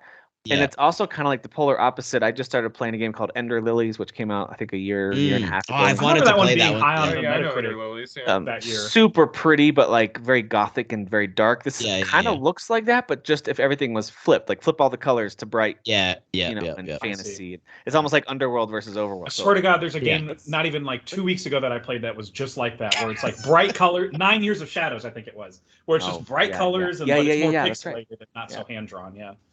Too many games are coming out that are samey that you have to kind of like separate yourself, and to me you can only do that by like stories, characters, or if you have some unique gameplay mechanic. But I don't feel like a lot of these games are doing that. I feel like and that's why I like Bramble, like a game like Bramble so much, is like I don't think a lot of games are doing the Little Nightmares thing, you know. So like, sorry, not the aesthetic, but just like what was and I didn't even circle back around to it. What the hell is that Switch game that I was playing that was like an RPG, Eastward? Eastward. That's a good one. Like if you do a visual style like that, like something where it's pixelated, but it's like it feels modern, like a PS1 looking, but also really modern somehow. Yeah, but also like something like that sticks out. Like this game is beautiful, but like I remember when I was playing it, I was like, it feels a little like basic as far as the movement. Like there's nothing super unique about it as far as the way it moves that made me want to like be like, oh, I'm gonna buy this when this comes out. Like Steam says that I'll like it based on my 12.5 hours of playing Death's Door, which was one of my favorite games that year, and then my 3.5 hours of playing Asterigos, Curse of the Stars game. So it's saying I would like it based on those two. Is there any like, is it overly positive? It has a 73% positive by user reviews. Okay. Yeah. So pretty solid. So it's on my wish list. It's $25. Certainly gonna grab it if it goes down to like that 15 range or whatever on one of their big Steam sales. I would totally grab this. This looks really neat. The last new game for this week that we were gonna highlight, unless you guys know of something I don't, is Omega Strikers, which also looked kind of cool, but it's just releasing at a tough time. I didn't even know what this was. I had to look it up. Yeah. So Jeff, I know you're playing it. Anyone else trying it? Is it free? Yeah, it's free to play. It's free to play. Okay.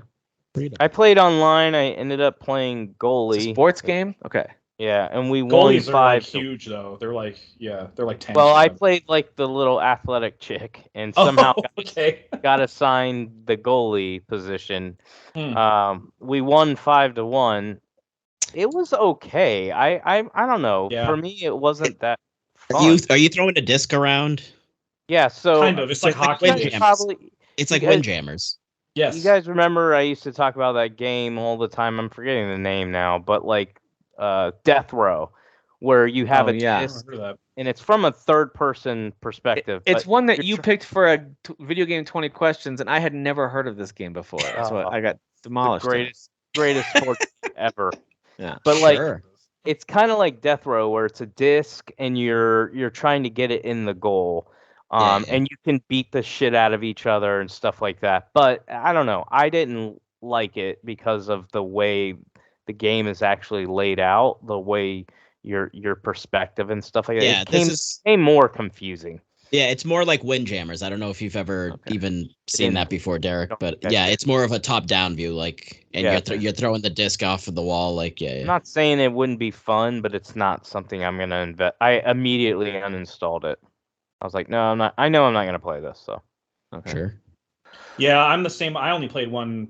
Did you just play one match? Is that what that was, Derek? Yeah, Yeah, I did the like tutorial, and then I played online, and yeah, I was like, no. There are certainly some interesting mechanics for a free game, but again, we're in a saturated release calendar period right now. Release period of the calendar, so like, yeah. I'm not going to pause anything. I mean, keep playing this. It's like a 6 out of 10 on the fun scale. So I mean, I like the look of the characters, very anime. Yeah, it's anime inspired for sure. Yeah. Okay. But yeah, it's like Mario Strikers, but there's more throwing. I like Mario Strikers way more. Yeah, well, the field view of it reminds me a little bit of like a brighter version of Pyre for a quick second, but then once I saw it in motion, I was like, yeah, it's definitely higher angled and more pixelated when you're actually in game. Yeah, I thought it would look a little different for some reason. I don't know why. All right, was there any other new games? We'll talk about other stuff later. Any other new games to highlight before we talk about a few headlines? That's all I had personally. Yeah. Okay. All right. So as part of talking about headlines, I'm gonna bring in a segment called Buy or Sell. Frames per second again. I don't think that's on the calendar here for Buy or today's. Sell. Yeah. So Buy or Sell. You guys ever watch the old show on ESPN called Around the Horn? Do you ever see that show? Yep. It was run by a guy named. Actually, it was originally Max Kellerman. Is that where you put like 30 or 60 seconds on the clock and? He would give people points, so he would have like different panelists, and he would like give them points for the arguments they're making. They had a whole bunch of different segments, so it's been on the air for like 20 years, and they always would still do it.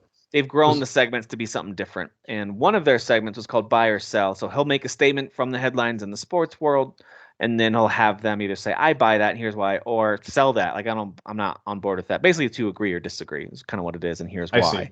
And so the idea is I agree or I disagree, and here's why, and then convince the host or the person running it, and then they'll decide at the end. In that case, it was more about points for the individual. In our case, I'm going to do the same thing. Do you buy or sell this? Here's the setup, and here's the headline. I only have 2 of these. We'll just try it out. And then I'll decide at the end, like, you know what, you got me convinced. We as a group are buying this headline, or we're not. We don't buy this at all. So I'm going to try it with 2 of them. Not with all of our headlines. The first one, actually, though, is something we were going to talk about anyway in our headlines. It's a pretty major one.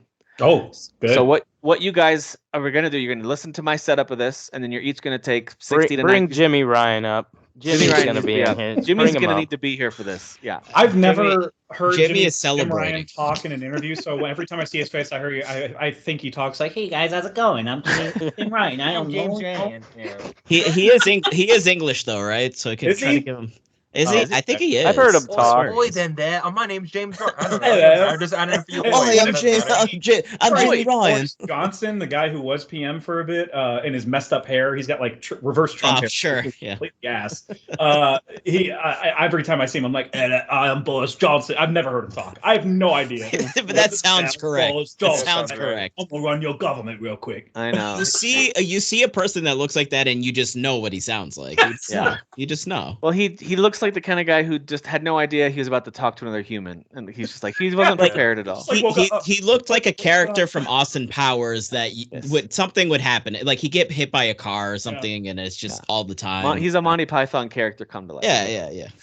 All right, so I'm going to set this up, and then each of you, the 4 of you, are going to have to tell me you either buy or sell. So that means you essentially are saying you're for or against this concept or this headline, and then you explain to me quickly why. But just like a minute and a half tops. We don't have to go. Like each of you just take a quick moment to say agree or disagree. All right, here we go. First one. After the UK regulator blocked the acquisition of Activision Blizzard by Microsoft, most expert analysts are predicting the appeal will be successful as long as Microsoft makes a few concessions, like keeping Activision games off Game Pass. So, do you buy the fact that the appeal will go through, this is going to happen, or do you sell like, I think this is not going to happen at all? I think Microsoft's deal is done. So, what do you guys think? I'll let whoever wants to go first. Do you buy or sell that the appeal will actually be successful? And I think I buy it. Like, I think they said that they blocked it because of the cloud game services. Yes. Like, they needed more information, like, fleshed out. So I do buy it. I think Microsoft's just going to go back. It's negotiations. Be a little bit more open about what their future plans are, what they're willing to do, and all that. And once that's done, I don't think the UK will have the power to block it completely, and they'll have to let it go through. So I think it's all part of the game, but I'm buying it that this deal will look. I just wanted to go through at this point just so we can stop talking about it. Like this is so dumb. Like this is. I didn't realize that. Like when you remember when the news was initially announced. I thought this would be like, hey, 6 months down the road, they'll bring it up again just to say it went through officially. Like a year and 3 months of just. I know. I had no idea this was going to be this stupid. Like, I wish I didn't know about it. All right, Kyle, what about I'm buying it. You buy or sell that? I buy it. I think there's enough money being thrown around everywhere where this is no matter what going to go through, and Microsoft will make concessions where it needs to while still weaseling its way into getting what it needs to. And I don't mean that in a Microsoft is Weasley type of way. I just mean I think they have the pool to get what they want while also making enough concessions to be viewed as being fair or whatever. Okay. All right, Jeff, what do you think? Yes, I do think the deal is going to go through, especially because they've already begun concessions. I think I put a headline in there. They have already struck a deal with another what do you call it? Streaming? What do they call it? Cloud gaming company? Cloud-based service. Based out of Mexico, I think, or Spain. So they're going to the minorities. Got it. That's what they're doing. They're working the minority angle. So I think they're already knowing what concessions they need to make ahead of the appeal to make it look like, hey guys, this is what you were worried about, and we got it covered. And I do think they do have the representation on their side because they're super mega rich to make the argument to the regulator that everything will be fine in the UK. I think the concessions ultimately are going to be concessions in the UK. And if they do make that concession of, we're not going to put Activision titles on the Game Pass in the UK, then it's fine. They'll just go through and approve it. They're just going to slip a little yellow like sticky note on the desk and say, if you don't approve this, Bill Gates is going to give you COVID. That's all it is.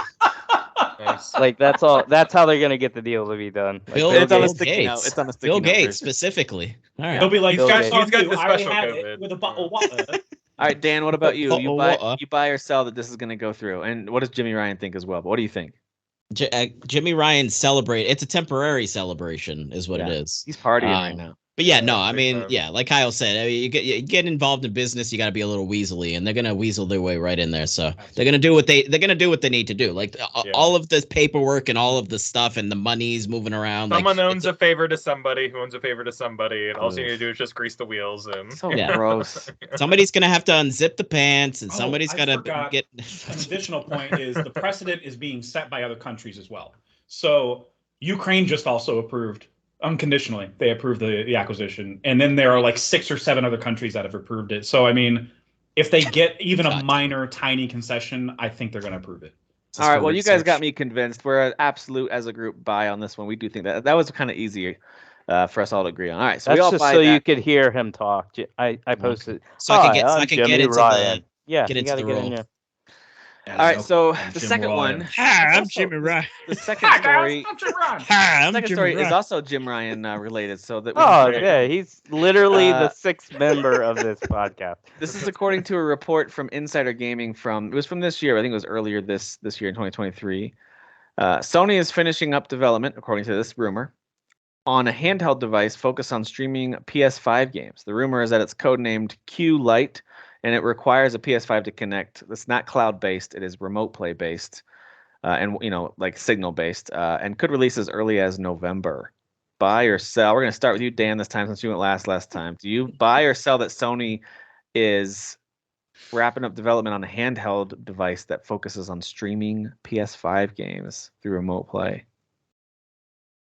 I don't buy it. The Vita unfortunately was not as successful as they wanted to be, which partially was a huge main reason was their own fault was the proprietary freaking memory that they had trying to force everybody to buy. So I don't know, maybe they're feeling a little reluctant to do that, to jump back into the handheld market, especially with how successful the Switch has been. With how unique the Switch is and how successful that's been, they would have to do something unique, and for simply it to just be, I don't know, a streaming, and like you can do it you can stream like some of their stuff on like what, your laptop or on a mobile phone, on your phone, like if you feel like doing that. I mean, I know some people want something tactile, Well, you could just buy one of those little backbone controller things, Sure, slap it onto your phone, and then you can kind of play it on the go already. To specifically do the R&D and spend the money to make a proprietary device.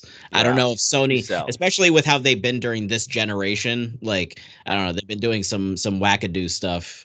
A little bit of the cockiness and some silly decisions. So I don't know if they'd want to invest money in something proprietary. So Jeff, what do you think? You buy or sell this? Dan's on a sell. What do you think? Is this more like, do we buy or sell if it's real? You can, you can go whatever direction you want with this headline. The fact that it's real, the fact that it's going to be ready in November, the fact that it's remote play only, PS5 required. Think there are, if it's real, this is obviously purely speculative just based on the headline being purely speculative, but I think that it came out because they are testing the waters before they make a big move, like present it to the board who can yay or nay it. So I think there are too many caveats in order for it to actually be profitable for the company, and I think that's what whoever's in charge is going to come back with and be like, and the rumor's just going to die on the vine, basically, like, before it even actually progresses any further. That's just my guess, because you have to own a PS5 for it. That's already like, no, that's not going to sell that well. Like you're already targeting a specific audience. And if somebody doesn't have a PS5, they're going to have to buy one and then buy the thing. And that's just too many extra basically steps. A Wii U controller. That's basically what it is. Yeah. That you can take a little bit farther than you could with It also depends, I guess it depends on the price point. If they're like, if I were them presenting to the board or whoever needs to approve it to actually be in production, I would be like, well, hold on, here's the price. Well, hold on a minute, dude. The price is like $100 or whatever. Like if it were, but it's Sony, it's not going to be cheap. So, well, to give you context, the G Cloud from Logitech, which is the Xbox Game Pass cloud streaming handheld, it's $350. It's on sale for $300, but it came out at $350. These things aren't cheap. Yeah. No, they're not. Even though that they're look at a Steam Deck at that point. Yeah, even though they themselves aren't the most, like they're not running a ton of stuff on the device. Like the device isn't where the power is. It's like pulling in the data and the streaming from elsewhere. It still can cost you a pretty penny. I don't think our Wi-Fi is there yet either. Like it's just it's not. No. So Dan and Jeff are a sell, although there's elements of it that maybe, but it sounds like a sell overall. Kyle, what about you? Yeah. I think it's so obvious. Maybe this was real at some point, but after the massive, complete, and utter failure of PlayStation VR 2, sorry, it's just not selling. I think it sounds like cool tech. There is no way that they're working on another PS5 proprietary, like, extra accessory or whatever. Like, they're absolute. Maybe there were talks going on. It's dead though. Dude, if this were the Around the Horn show, he gives points like on the fly based on good points that are made. I would have like upped your little point count on the bottom would have gone like ding ding ding ding, gone up a little bit. Like that was good. That's a great come on. Yeah, using a recent history is I just there's no way. And they were putting a lot of eggs in their basket for that PSVR 2, and then no one bought it, and it's just like I think it's a massive failure for them. Yeah, they're actually releasing a VR 2 Pro at $800 because they're like the price wasn't the issue. We just need to make it more 4K. This is what people like. They'll sell it. Yeah. Well, sounds like we got 3 sells so far. Derek, which boat are you in? Buy or sell on this? All right. Well, all of you had already made my points, but I'll just sell it. G Cloud already came out. It didn't sell that great. Yeah. That's better tech than anything PlayStation would offer for this type of service. I also think this is a classic case of rumors, meaning media just wants to write a story to get clicks, so they create rumors. This is not real. You can go buy the backbone controllers, which are officially licensed by PlayStation. They've got all the official buttons, They're like $100. They're $100. I actually have it on my queue. I'm waiting for it to go on sale, and I'll buy it. Yeah. It's worth having if you're married or something like that, or you live with somebody and they're watching the TV all the time and you still want to play your PS5, cool, that's what it's for. But that's not big enough. Like, you're not going to sell, like Jeff was saying, you're not going to sell a gazillion items of this if that's your audience you're going for. For one guy that's like, my wife watches reality TV all the time. What the freak am I supposed to do? Like, that's your audience. That's stupid. So no. Now you're selling it as a secondary device. It's never going to be anybody's first choice in their home. Like, I'm choosing to play on my portable PlayStation 5 or whatever. Yeah. So if PlayStation's going to do a handheld, it's going to be a Vita 2. I think so. But that's down the road. Again, going based off of what Kyle said, the VR is not successful. VR 2 is not successful at all. They're going to have to lower the price. I think eventually it'll be successful when the price drops. But this is down the road. We'll have.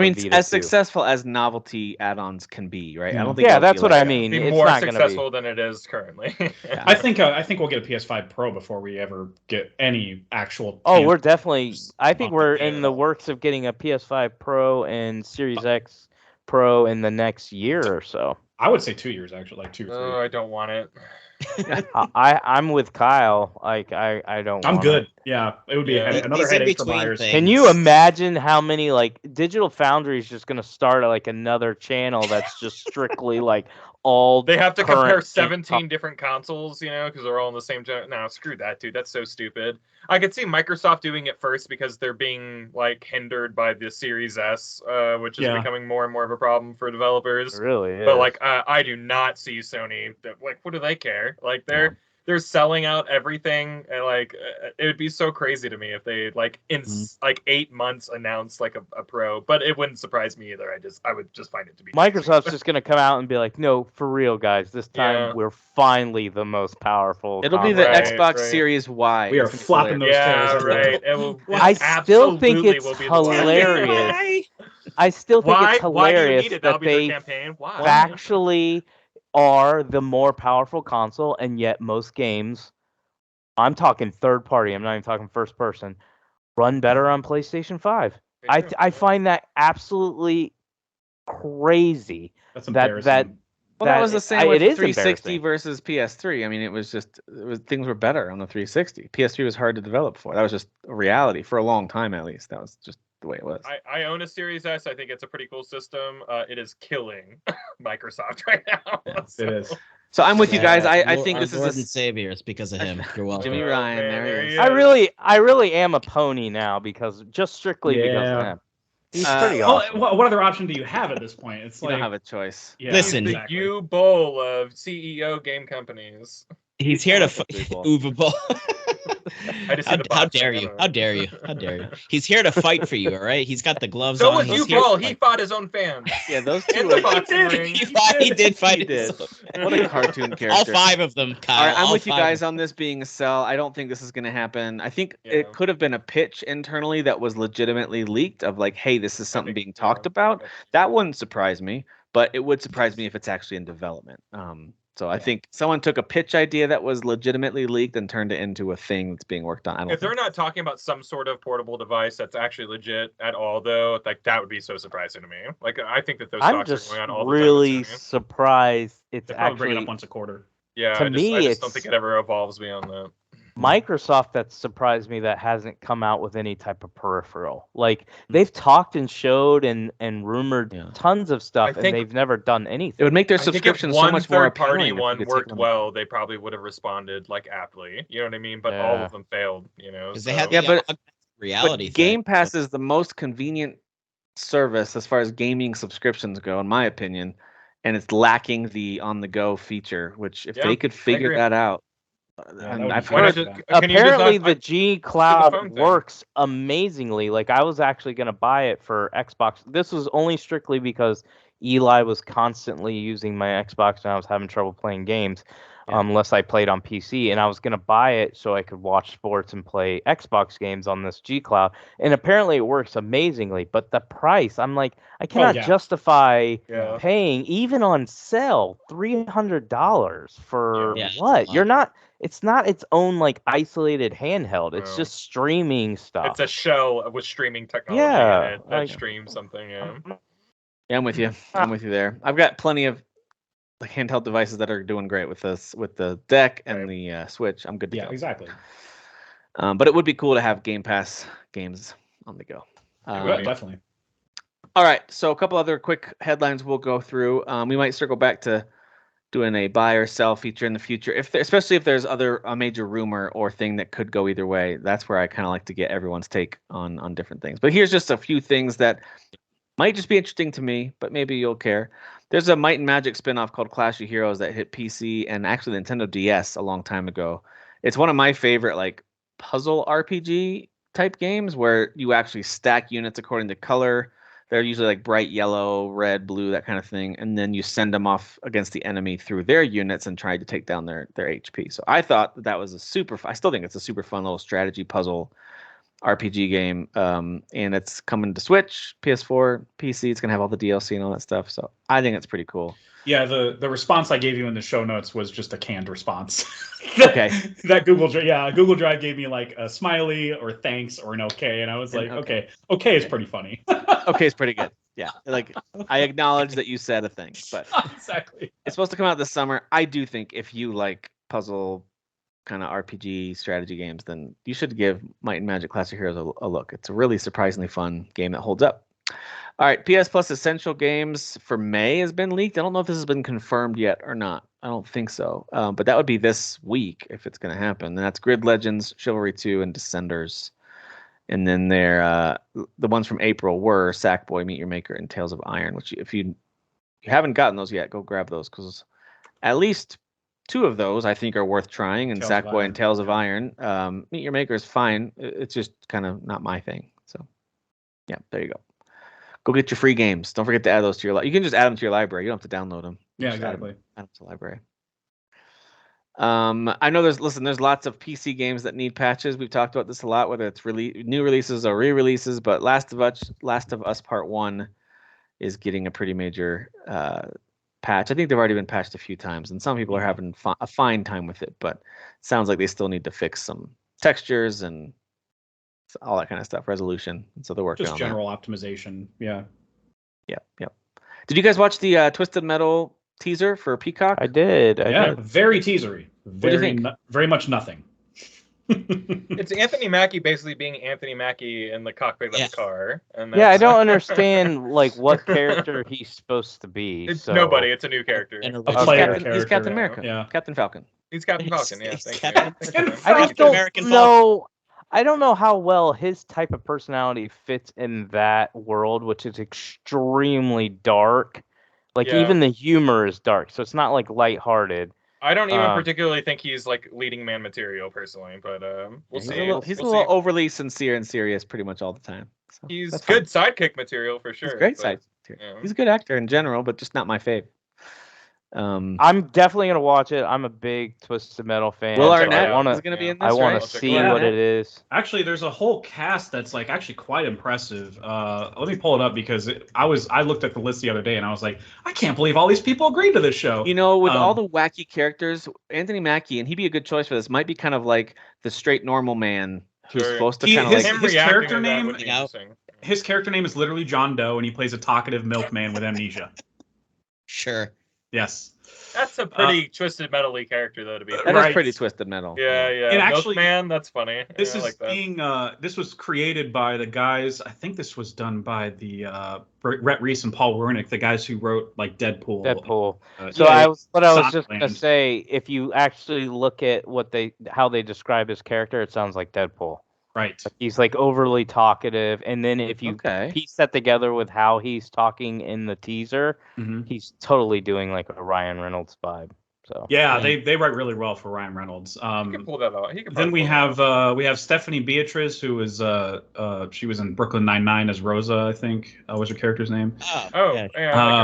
Thomas Hayden Church, Nev Campbell. An SNL actors in it. Will Arnett voicing Sweet Tooth, of course.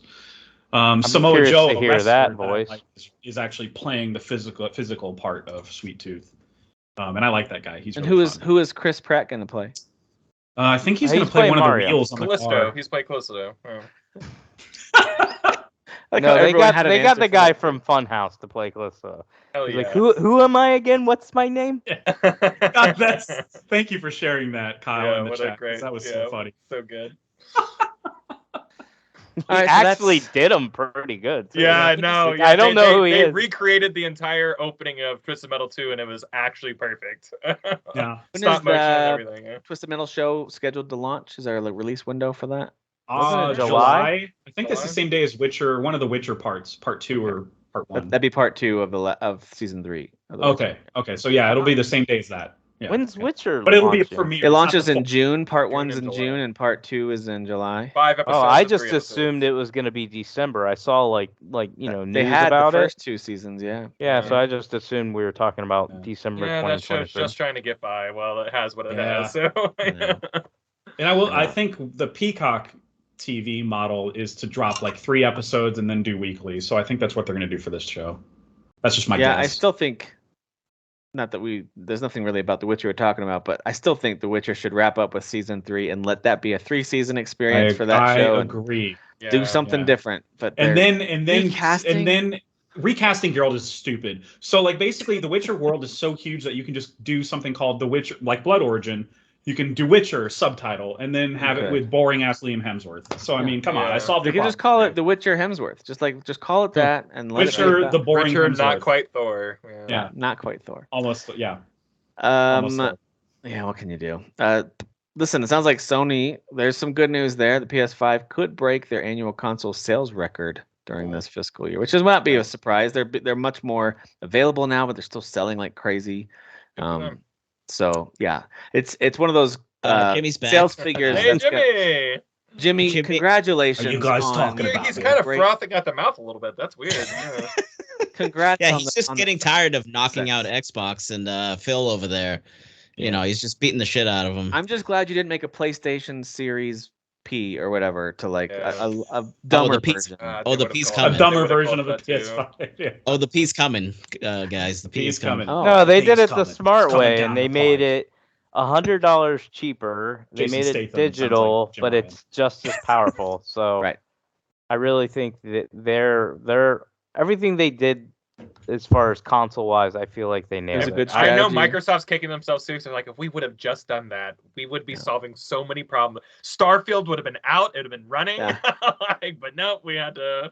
And they know that digital only would work because the Xbox One S was actually a pretty successful digital only experiment that they ran. Yeah. So they could have. You give people a cheaper option, a lot of times they're gonna take it. But like we talked about last week, so we don't have to go over it again. I just think the Series S has been more detrimental. I'm talking long term. I'm not talking about Yeah. financially up front. I think long term in game development, and Yeah. it is hurting Microsoft. I think for the first year or two it was fine, and now it's really an issue. You know? Yeah, people Yeah. want to I move think on. Developers Redfall's want to a move big on. example of that. You know. Yeah. But I think Yeah, it's like when so I mean we'll see. Nintendo's done this a few times. Like they tried to launch the new Nintendo 3DS as like an upgraded version, and I think they put out maybe 2 games that were unique to Yeah, it. it's like a It was like Xenoblade Chronicles. Chronicles, and I can't even remember the other one, but there was like Was one it other game that a like Monster There this was is Hunter like one more game, other maybe? turn-based game. I think that was like that. Turn-based? That's- Okay. So yeah, whatever. Sometimes that works. It definitely doesn't every time though. Jimmy, you were right about everything. Good job, buddy. We keep it simple. We keep Like it I simple. said, Right. I kept easily this the in. greatest CEO Yeah. ever. Yeah. Look at his equally. boxing gloves. What a man. Yeah. All right. He's actually you're a in Creed man. 4. He's He's in gonna go Creed back to 4. celebrate. He's gonna go back to celebrating. I do know that Dead Island 2 Tea has and Crema surpassed expectations as its first weekend. They had over at 1 million sales. Amazing game. that's game. Freaking love it. So Pretty it's good, cool. yeah. It's cool to see. I mean, that's the kind of game that people wouldn't expect it to be this huge home run commercial hit necessarily, but it sounds like it's a combination of the critical reviews being overall pretty positive, and then user reviews being like, "This is so fun! What a dumb fun zombie game! You guys should all play it." And it's going well. It's There's selling a lot. absolutely no reason why it should be this successful. It's crazy. 9 years of development, so many different like It should be- studios and Should have studio just heads. sputtered out of the gates. and then Yeah, been it dead. should just be like this gigantic Frankenstein monster of crap, and it just isn't. It's kind of If crazy. there's a game that should be running at 8 frames per second, it's this Yeah. game. Jedi Survivor and Dead Island 2 switched places. That's what happened. Sure. Well, these next 2 news pieces are both very Kyle-ish, so maybe when he comes back, he can react to some of these too. But the first Armored Core 6 gameplay trailer did confirm the release date, and it's August. Like it's Yeah. it's gonna be here soon. Hell yeah, brother. And you can pre-order it, and it's called Armored Core 6: Fires of Rubicon. And yeah, it arrives in August. Dude, this year's filling right up, man. I think July My is the only understanding too, though, month that doesn't have some major releases I yet. watched the IGN interview that they did with I think he's the head of the whatever creative director, and he was like, yeah, these stories aren't connected. It's its own separate thing. You don't have to worry about. Let me play the first 5 Armored Cores. It's like its own thing. Yeah, which its I mean, own lore, its own story. Dan is still going to play the first 5. He's gonna stream them. Now listen, I played 2, I think 3 maybe, and then there was there was like Armored Core 4 Answer, which apparently was like a sequel to 4 or something, which I didn't even know that. So I played like half of them. So I got half of the story. It's gonna take you forever to get to the Xenoblade games because you're gonna play Xenogears, Xenosaga 1 through 3. Like it's gonna take you forever to get to. Yeah, obviously, yeah, exactly. Exactly. I was just looking at the July calendar, and Pikmin 4 is probably the biggest game that I can see. There's some other cool smaller games like Oxenfree 2 drops in that month. You know, you got Exoprimal from Capcom. Who knows if that'll be anything. That'll be on Game Pass, so I mean, at least we'll be able to try it. We'll try it. That's right. Yeah. And that's pretty much it. I guess the end of the month you got that Disney Illusion Island, which does look. Yeah, I'm excited for that too. But yeah, August is filling up a little bit. August is starting to fill up now with Armored Core Fires of Rubicon, Armored Core 6 Fires of Rubicon arriving in August. That one is starting to fill out a little bit as well, which is cool. So, but I'm okay. I need a little break, so let July be quieter. Please stay a little quieter. Keep it up. And we know that June is going to F it up with all the not E3 announcements. Sure. There's certainly going to be a lot of July. We're going to see September, October, November fill right up. I think. Oh yeah, that's going to fill up quick. Yeah. But Armored Core, that's going to be my first game that I want to try. In that series, so I'm curious is the right word to describe how I feel about it. Definitely going to be like slicker and faster paced than those original ones. So. You know what it's not going to be? Building those robots and all those menus. It's not. My understanding. Yes. Yeah. I looked at it is like 90% like prepping for a fight. And 10% it's 90% build. Yeah. And I'm here for it, Kyle. Yeah, me too, dude. I love that series. Yeah. So that's pretty cool. That I just think it's cool that it's coming out that soon. For some reason, I assumed this would be a way off. Dude, I never thought in a million years this was coming out this year. Yeah, that's crazy. August. I love that they really kept their heads down. So incredible. You know? Everybody was just like Elden Ring, and they just kept their heads down. If I find out that studio's crunching, I'm boycotting so hard. You know they are culturally. Dude, there's no way they're not. Are you kidding me? They just released the game of the year last year. Like they're absolutely crunching. Unless they've just been expanding like crazy or something. I'm just gonna buy 2 copies of it just to. They don't even call it crunching. They're like, this is just normal. It's just work. In Japan, this is called work. Yeah. It's true. And we already talked about this with Jedi Survivor launching with issues, the LB patch. We already talked about all that stuff. Well, but EA is planning on a whole bunch of fixes. Well, the most interesting part of that is that it was the day before launch, and they were like, guys, there's going to be issues. I will say that's super gross. That's very gross to me. That just to know that your game's about to come out, and the day before it comes out, be like, by the way, we know there's a lot of issues. Sorry. Like, it's pretty not great, Yeah. I can see why this became a major headline and why people really attach it, because it's just like, why would you say it's because that's EA out, That's EA for it's so crazy, I don't have a problem with people complaining. Like, I think it's good, especially if there's something wrong. Yeah. And we've talked about this in the chat, and I'll just say it here real quick. I just have a problem if you're complaining if you're not playing the game, don't intend to play the game, and you're just jumping on the drama for the sake of jumping on the drama. You're just adding to the noise, in my opinion. I don't need to hear from you. Like, you don't like the game, then you don't really have anything relevant to say, because you can't tell me whether it actually does run good or not. You're going based off of what other people are saying. So that's my only issue. But as far as if people are running into problems, absolutely. Let these companies know, because if you don't voice it, yes, they will take advantage of it, because all they care about is money. They don't really care about you. You gotta hold the devs account. You gotta hold the devs accountable, and just everyone needs to be doing it in constructive ways. So, yes, in a constructive, healthy, non-violent way. Don't threaten them. Or show up at their homes or anything like that. What'd you do to my Star Wars? Yeah. It's not that big of a deal, guys. All right, well, let's go through some quick hits before we hit new movies, shows, and anything that we missed that we want to cover. We got a little bit of time, which is awesome. So, Kyle, let's start with you. Anything else outside of things we've already covered that you would be like, hey, I just want to mention I'm playing / watching this. This is a Kyle thing. Just quick hits wise, I haven't been doing much, but I did wrap up Better Call Saul. Well, that was a really good show. I really don't have anything other to say, other than 6 total seasons for that one, right? Yes. Yeah, 6 seasons. I thought it was just dynamite, and I thought that last season was just a roller coaster ride. Yeah, killer. Just really blew my socks off. So yeah, that's really the only thing I've been doing outside of gaming. And just staying up with like weekly television. So Better Call Saul, definitely check it out. Just to double down, that's one of the best TV finales in recent memory. Like, big time. Maybe the first. Very satisfying. Where you're like it ends exactly. Maybe not where you think it's gonna end, but like I was like just pleased with how everything was tied up for everything. Yeah. Where can you stream all the Netflix. seasons? Netflix. All of it's on Netflix. It is now. Now it is. Because I know before it used to be like divided or something like that. Yeah, no, it's all of it now. Yeah. Okay. Yeah, it's all on Netflix now. All right. Well, I already mentioned Days Gone and Ender Lilies on the Steam Deck. Really good place to play both those games. That was really fun. It was also fun to see the reaction of the guy beside me who was watching Star Trek, and so I had a vibe right away. Like, this guy's a little bit of he's one of my people, right? He's a little bit of a nerd, just like me. Even if I'm not a big Trekkie, like I could just you get a vibe. How dare you? I had the Steam Deck out and fired up and started to play, and I actually heard him go like, "What's this?" Like, he was like, you could tell he was like, and so we chatted about it for just a quick minute, and then he got back to his show. But I could still see him every once in a while peeking over, because seeing a game like Days Gone, which looks like a modern, it is modern third-person open world, adventure game. It's just like that's impressive. Yeah, it's pretty cool. And Ender Lilies is also very cool. I do recommend that if you like. It's again Metroidvania action adventure game. I feel like we just don't get enough of them, So. No. We don't. But that's a good one. Rare. Star franchise. Good. And it's on sale a lot. It's usually for $15. I see it on a lot of sales for about $15.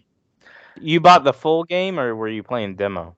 No, I have the full game of Ender Lilies. Oh, okay. Yeah. Okay. Played more Teslagrad 2, which does get better as you go, although it does not guide you a whole lot. But I think the story of it and some of the combat, it gets really cool. You get, I don't want to spoil it in case I don't know if any of you will play it, but there are some cool abilities that you get that I'm like, whoa, never would have thought this would be in this game. This is cool. So it's a cool little game. I really do like it. I'll revisit it soon someday. Yeah, I'm just not that far in it. And it has challenging moments, but it's not the hardest game ever. But it does have certainly some challenging stuff, like I talked about last time. And Mage Seeker 2, also very cool. I added a few more friends to my little squad that I can choose from. I love that mechanic. Yeah, that's cool. Fun. Finally watched Creed 2. Loved it. I thought the first Creed was a little bit better, but this one is still very, very good. I loved the way they did the story. They brought back some characters, and I feel like this might be the last movie we see Rocky Balboa in, right? Because he's not in 3, right? He's not in 3. No surprise cameo where he calls him and goes, "Hey, Unc, I need some advice," or none of that. Yeah, no. And then there's apparently drama, like he doesn't ever want to do. He won't do a movie. He's like hurt or something that they didn't ask him. With the right story didn't make sense for him to come back. Honestly, like they wrapped it up very beautifully in Creed 2. Yeah, Creed 2 is a great story, good arc for all of the characters involved. Just so good, man. They make me feel things in those movies. I'm like, they really do. Yeah. So connected to all these characters. I love it. And then I watched A Man Called Otto, which is Tom Hanks at his best. Man, he's so good in that. That came out. The fact that came out like technically the same release year as like shitty Pinocchio and what was the Elvis, whatever the hell he was doing in Elvis. Where was that performance, man? Like, where? I don't know, man. It's just was A Man Called Otto like January of this year? Or was this last year? It was for everybody else, but like if it releases in L.A. or New York in December of 2022, it counts in 2022 for the Academy. It does. It's so stupid. I see. Okay, yeah. No, I think it was a really good movie, and I thought I highly recommend it to most people. It's kind of a little sappy in some ways, but in a good way. Like I thought it was. Yeah, and fun. It's like a heartwarming kind of. But the mileage is going to vary, obviously, because some people are like too saccharine, like it's too sweet. I can't, too on the nose. I get that. Yeah. I get that. Yeah. If it doesn't have like Game of Thrones type deaths, I'm not going to watch it. Yeah, it does, okay. But I will. It does deal with death a lot, though. It does deal with death a lot. It deals with like processing death, and like it has a very kind of slightly humorous take on a very dark thing. Yeah. That but it's still, I thought it worked pretty well.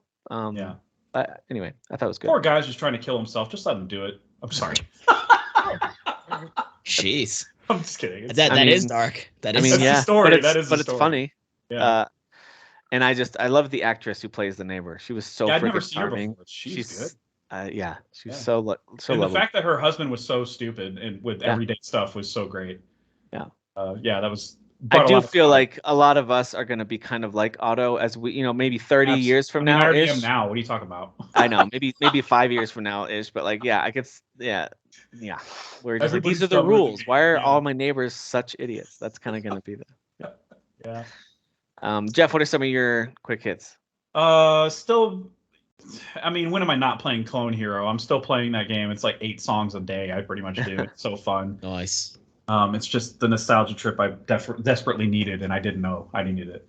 I'm enjoying that. And then I binge watched. I couldn't stop watching it. I even messaged Kyle when he was doing his Saul kick, and he was in his Saul. Let's call it a Saul hole. I was watching the show called From, which is a horrible title for a show. Tells you nothing about what it's about. From what?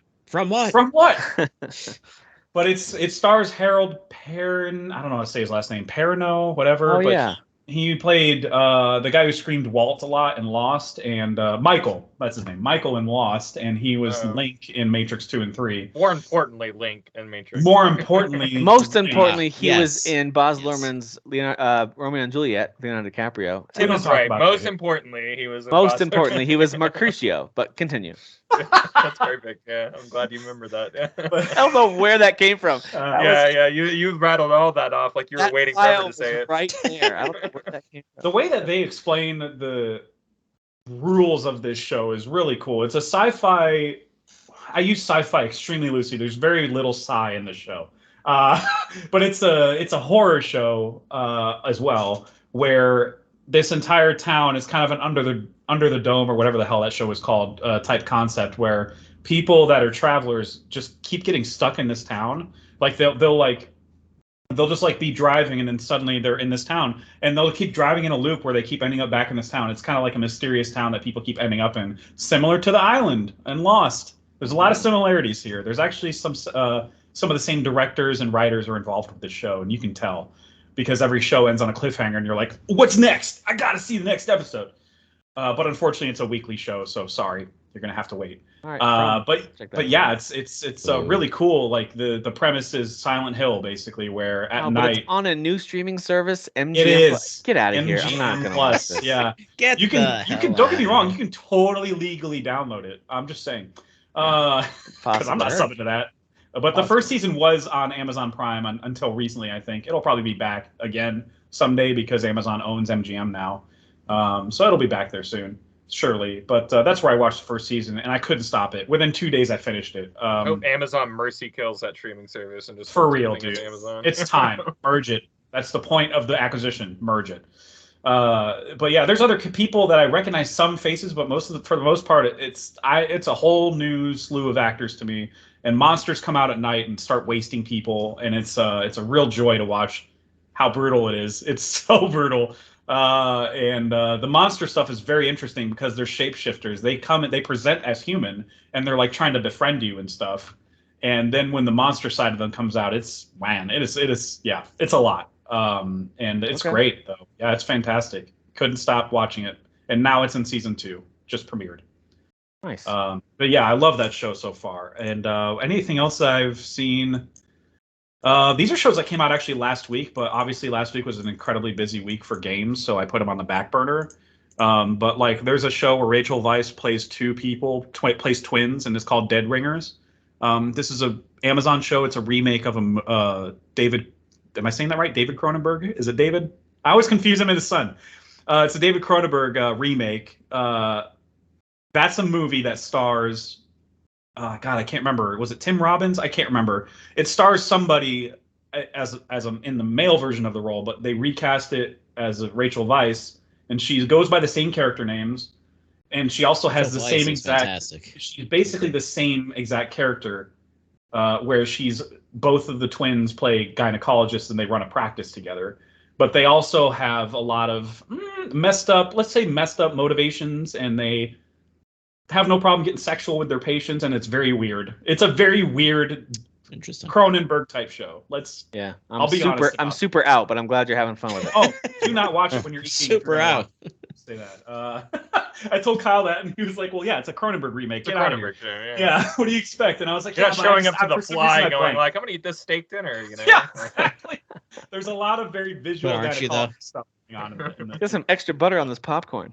It's good, but it's not. It's not for everybody. It's much like any Cronenberg related project. Any of them. The Diplomat on Netflix, I recommend to anybody that likes Aaron Sorkin type shows. It's really good. Kerry Russell plays like a U.S. diplomat for the UK after a huge like terrorist attack happens out at sea, and it's just fast paced, a lot of walking and talking. And I think the person that Sorkin created has so much fast dialogue in all of his stuff. He right, loves and I think the person that created it comes from West Wing, so it makes a lot of sense. Like it's like, oh, this person actually knows how to write that stuff. But yeah, there's a lot of comedy in it too, much like a lot of Sorkin's work, where there's so many jokes buried in the dialogue. And so I watched with subtitles, and I laughed my ass off the whole time because the jokes are in there. You just have to catch them. It's shows that have really fast back and forth dialogue, and it's not that they're talking quickly; it's that the responses are quick. There's no dead air. Like I remember trying to watch Gilmore Girls with, at the time, my girlfriend, now my wife, and I just couldn't because there was no the responses left no space. I was like, no human talks like this. Right. There's interchange, and you don't have like the perfect quick way to response. Right. The moment they ended their sentence, you have the perfect response to it. That's just not how people speak. Something about Sorkin shows like that. And he did that with the Newsroom, which I kind of liked the Newsroom for a little while, but I got real tired watching that show. Honestly, it kind of like exhausted me after a little while. So I get it.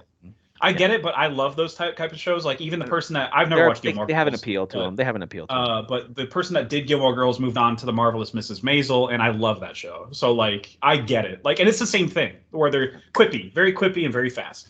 So I love that stuff. Even if it is like a little much, it's definitely a little much, and they're clearly trying to do it that way. The last show I wanted to mention that came out last week was called Slip, and it's on Roku. Everything has a show now. The Roku channel. Everything. So that means it's free. And I don't know why Slip sounds pretty gross. Give you the slip, Tim. There's a ton of nudity in this, and a very attractive woman who plays the lead role. The actress is Zoe Lister-Jones. She created the show, directed it, wrote it. You know, she stars in it. And the premise is every time she has an orgasm, she goes into an alternate dimension. It's actually kind of fun. And it's very short. I finished it in a day. 7 episodes, 30 minutes each. It's and it's funny too. There's a lot of comedy in it. Hey, you finished all right. You finished a few times. I definitely I paused it a few times. But okay. Well, that's what you call an orgasm, brother. Just into a new, here's the thing about the economy. We're going to keep it rolling here. Derek, do you have anything that you want to quickly touch on with movies, shows, or other games that we haven't talked about yet? As far as movies go, I watched the movie Champions with Woody Harrelson. I thought that was good. It's just a copy and paste of like all those like movies where it's just this guy who gets in trouble and then he gets assigned to work with like a trash team, and that's kind of like what the Michael Fassbender movie in New Zealand's about to be too. Sort of. Yeah.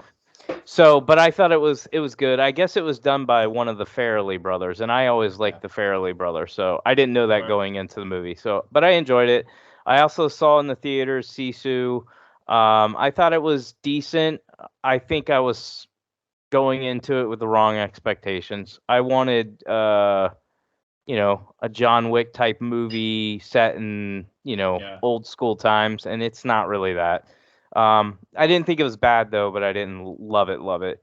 As far as games that's what it's marketed as, so or at least that's it says that. Producer of John Wick or something like that. Yeah, they're just throwing that all around it, and they show the violence of it and stuff. But the action. And to me, the opening action scene is like the best, and I'm like, no, you're supposed to get better as the movie goes, not decline. But that was just my take. I get it. And then, but overall, I still enjoyed the movie. And then games-wise, I'll just talk about the 2 games that I finished. I did finish Horizon BS, Burning Shores. I finished it I beat it that night that we did the podcast last week. overall, great. I love how it leads into whatever they're gonna do next. Yeah, you punked for 3, which apparently has been confirmed. Horizon. Yeah. 3. Yeah. So Confirmed. definitely, if you're a fan of the franchise, you need to play this DLC. It's worth it in every aspect: gameplay, story, graphics. It looks great. It runs great. That Definitely good that experience. villain ended up being a real piece of crap, huh? That was great. I love that. I loved it. I liked how it ended. And then the last one is, I would say right now it's the surprise of the year. Not because I thought it was going to be bad, but like Dead Island 2 is just so freaking good that I beat the game and I still go back and play it. Like I've leveled up my weapons to that now I feel like I'm playing Borderlands. And what I mean by that is I have like high powered shotguns, rifles, pistols, machine guns, all of this, that when I shoot the guys or shoot the zombies, most of them have it where I have either electricity or fire or something, and they all blow up into like these AoE type attacks where it impacts everybody else. So I'm literally striking lightning on like 5 or 6 zombies while I'm shooting 5 bullets. Wow. I'm absolutely having a blast playing it. I'm obviously OP right now, but it's just a great game. It's a fun co-op experience. I played like the first half solo. I enjoyed it, but not as much. You die a lot, especially with the chick I was using, because she cannot take a lot of hits. She can't take a lot of blows, guys. But playing it with a bunch of other people made the experience so much more fun. It's interesting how class-based that game actually is. Like someone really actually is a tank and someone actually is a DPS character. When I said last week, like lightweight, midweight, heavyweight, they meant it. They were like, yeah, you're literally lightweight. You get hit a couple times, you're dead. So you've got to be dodging, and they reward you for it. Like some of the upgrades are like, not some, a lot for her are like, if you time your dodge, you will get extra damage. If you time your dodge, you will get extra health. If you time your dodge, like all that stuff, like they reward you for playing her style. That's so cool. Anyways, really good game. It's not that long, so if you're interested and you want to breeze through the story, you can beat the story in 15 hours or less. But it's one of those games that once you start playing, you get addicted to the gameplay loop that you aren't like playing it going like, when's it gonna end? And you're also not playing it for the story. You're playing it because it's just fun. And so the story ended up being fine. It's it's cheesy, but I absolutely loved the entire experience. It's still a wait for a sale for me, but it's more of a pretty certain purchase. Actually, I mean, you're probably going to say no now because there's so many games, but I could give you my Terrorist account and you can log in and play it for free. I don't want my info being sold. Yeah, everything's going to get hacked. Yeah. I know you don't care about that. You've already sold your info many times over. I get it. But it's not. But it's not my info. It's actually this Terrorist guy's info. So. Oh my god. We got to figure out the name for this. That's some logic. It's actually. It's not even like Middle Eastern. It's. I was looking at the actual name, and it looks like it's like German or something like that. So it's a Nazi account. So it's probably more like a Nazi account. You could probably keep saying terrorist then, I guess. Yeah. So Dan, what about you? Anything specific that we haven't talked about you want to shout out? So again, reiterating, I forget if I did last episode. I actually beat Octopath. No, we didn't hear you say that. So that happened. You were at and I think you finished it shortly after we recorded, but you were kind of at the culmination of the last boss chapter where you had like this final boss. Yeah. So I think I did think I brought it up last time, but yeah, that honestly, I would say Octopath Traveler 2 is like one of my favorite RPGs in the last decade. Like, love hearing it's that. That's it's so amazing. Cool. It's fantastic. It really bums me out that it didn't. I don't think it sold as well as the first one, and it certainly didn't review overall as well as the first one. Yeah. And that sucks because I thought they were pretty equivalent. I don't get. Yeah, I guess people they just weren't wanted bad. more like innovation or something maybe, but like But as like a follow-up, it's a really good follow-up in my opinion. Yeah, and again, I didn't finish the first one, so obviously it's hard to directly like compare one for one. But like, I don't know, I just feel. I mean, clearly there was something here for me that clicked where I kept going and I beat it. The Where- writing Well, is so second much one- better between Hold the on, two. one is hold on, definitely hold on. better The than the first first one, the first one didn't review as well as the second one. Second Yeah. one reviewed Oh, better really? better on Switch. Ah. It reviewed better on Okay. the PlayStation. I'm mistaken. I have it in my head the same way though, Dan. That's kind of interesting. But Yeah. I brought I did maybe too. this is it. It's the IGN guys, the same guy that reviewed it gave the first one like a 9.3 Sure. or something like that, and he gave the second one like an 8.0 or it's Well, like it's 'cause it's a- significantly lower. there we It go. might And be it in the reviewed 7s. better on PC too. It reviewed better on all three major platforms. Oh, okay. Well, then Wow. that IGN guy's a moron. So Yeah, we should also. But I in the did comment bring that section up, threaten his and kids maybe or that something. was what was in should. your mind. But no, Maybe. Octopath Maybe. 2 is actually the better game, and it reviewed better. 1000%. well, I'm curious about the sales numbers then, because Yeah, I'm curious about the sales numbers too. I'm Knowing curious. Square, they'll just like offload them and be like, "It just didn't sell well, guys. It I'm didn't sorry." sell well. Yeah. Yeah. Basically, what I'm saying is, I hope it sold well enough to make a third one, because it seems like they're. I think kind it of- will, because Yeah. think about it, like it's not. This is something that's pretty safe for them. I don't think they have to put a lot of investment this- up front for these games. No. Is this the but- Bravely Default team? I Yeah, think so. I think so. I think we looked that up before. I think that this is probably the better bet than Bravely Default, and I really Yeah. like that series. So it's just, I think this has probably got more Yeah, massive I appeal. would. I would love a third one, and really the culmination at the end of the game. I want them to really like expand on that, like how we discussed when we hadn't actually gotten closer to the end of the game, when we were first talking about it. Like basically that energy that's going on at the very end of the game, I want more of that. Not the whole game, not the whole game. Oh, Like I'm like fine the with last it. third, maybe. Yeah, I'm fine with it starting off as like all these strangers, and then like Yeah, kind it of should be out- 8 separate stories, but Yeah. it should unite into one. unite. Yeah. Like That's I like a said, I bigger would thing going on. love it if they were, even if it was like subtle things, like where you team up with somebody who had betrayed somebody else in the party and you didn't know, like that type of stuff. Yeah. Like if they intertwine the stories that way, where it was like, Yeah. oh, that was who They you would were do talking that about the whole time. Not to bring up Lost again, but they would do that a lot in Lost. Like, oh, that person knows that person's dad or whatever. Like it's. Yeah. I want those moments in Octopath. That would be really awesome. Yeah, and like all the and just the little random weird things of like I chose Ochette, but then when I found like my second party member, like Ochette just wasn't talking directly to her, as if she was a silent protagonist. Like little dumb things like that. Like don't do that. That's stupid. Like these characters have personalities. Let them speak to each other. Like So, but that's why I love the last part there, because it's like, yeah. So, and then I started. I booted up Breath of the Wild. I actually booted it up. Oh, okay, cool. Now, Nintendo needs to get their. I don't know what their deal is with like not 30 having frames multiple. per second. No. Well, that not having multiple saves on their games. Like, what the hell are you people doing? Let me Can save. I ask? What do you mean, you people?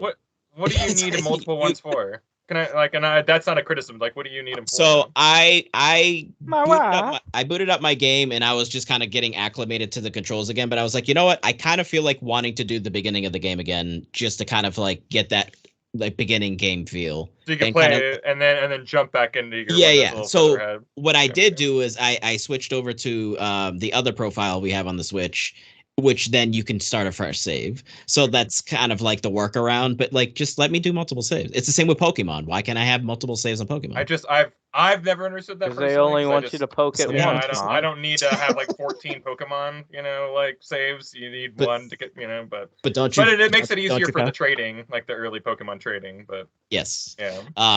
But yeah, basically I just did that. So I started on the other profile. I've been like 5 hours in, just to kind of again reacclimate myself back with like the game. You didn't beat the game, right? You've never. Beat No, it. I played like a good like 60, 70 hours of it, but just never beat it. Are you planning on getting the sequel like at launch, or are you waiting on that one? Well, it's paid off. Oh, okay. I have paid off. Yeah. So I'll grab it, but I want to finish this one. So like, yeah, basically I've played a few hours of the beginning. I feel pretty comfortable. So then I'll like kind of hop back over to my main save and then just kind of go from there. So, and I've finished 2 of the whatever you want to call it, the beasts. Oh the, yeah, That's good. the thing. So I'm half done with those. So. But yeah, I mean that game is. I was like 10 minutes in. I was like, oh, okay. Well, I get why I loved this game. So, like, I just. That's what I did. I started it over just so I could be like, did I really like it or did I buy into the hype? Like, I knew I was gonna think it was good, but actually, I had a lot of fun in my like 5 hours I played. Where I was like, if there wasn't a gazillion other games, I would actually replay this and beat it again. Yeah. Y'all are wrong. Weapons break. Y'all are wrong. Weapons break. Yeah. Weapon break simulator. That's what it is. There's like full YouTube argument back and forth between people about weapon degradation and whether or not it's good or bad in games, and it's ridiculous. I'm like, well, it's not good or bad. It's about what your preference is. You dopes. Well, I mean, technically, almost ever, like, I shouldn't say almost, but there's a lot of games that do it. Like Dead Island does it. Like, if you don't fix your weapon, it breaks. The difference is Zelda in the beginning, you have a lot of really weak weapons that break really fast. But as you play the game, you get the same type of system most games have, where it's like, it'll last a decent amount of time, and you have to replace it. But we give you a ton of weapons, so why are you complaining? Because people are awesome. But they fixed it with this one. I was curious about Octopath sales, and it looks like Octopath Traveler 1 got over 3 million total by the end of last year. So it took a couple years, like a course of still good, like 3.5 years. That's that's pretty good. They are saying that they were hoping that success would carry over to a huge launch, and that didn't hit a huge launch, but it wasn't a failure for 2. It was just kind of underwhelming, especially in Japan. But there's not official numbers out. I don't think they're close to their first million of sales though, and I think it's going to be a slow burn of sales on that one. Well, fingers crossed we get a third one. So. Yeah, I'm curious if like Game Pass helped or hurt the first one though too, because it came out on Game Pass, and people. I know people played it, but they probably didn't buy it. Well, apparently Square said the reason that it's on the consoles that it's on right now is because that's where it sold, and so of course on Game Pass it didn't sell on Xbox because it was on Game Pass, so no one bought it. Sure, they just played it for free for a little while. I think it's off Game Pass now, right? I think it was on there for a while. It's not on there anymore. Okay. All right. Well, I think that's most stuff. Anything else that was? It doesn't have to be new. Anything else that you guys like? You're like, I have to talk about this. This is a super big deal that we missed last week or missed this week. Anything? I saw Sisu as well. It just came out this week, and I enjoyed it more than Derek did. But once I saw the first action scene, where it was like kind of more edited, obviously, and not very John Wick. Like the camera was not staying still at all, but it was very bloody, and I was like, oh, I see what it's going for. It's like doing an action comedy thing, way more than John Wick did. It's being so ridiculous in how bloody and explodey heads are. It's so ridiculous, so dumb.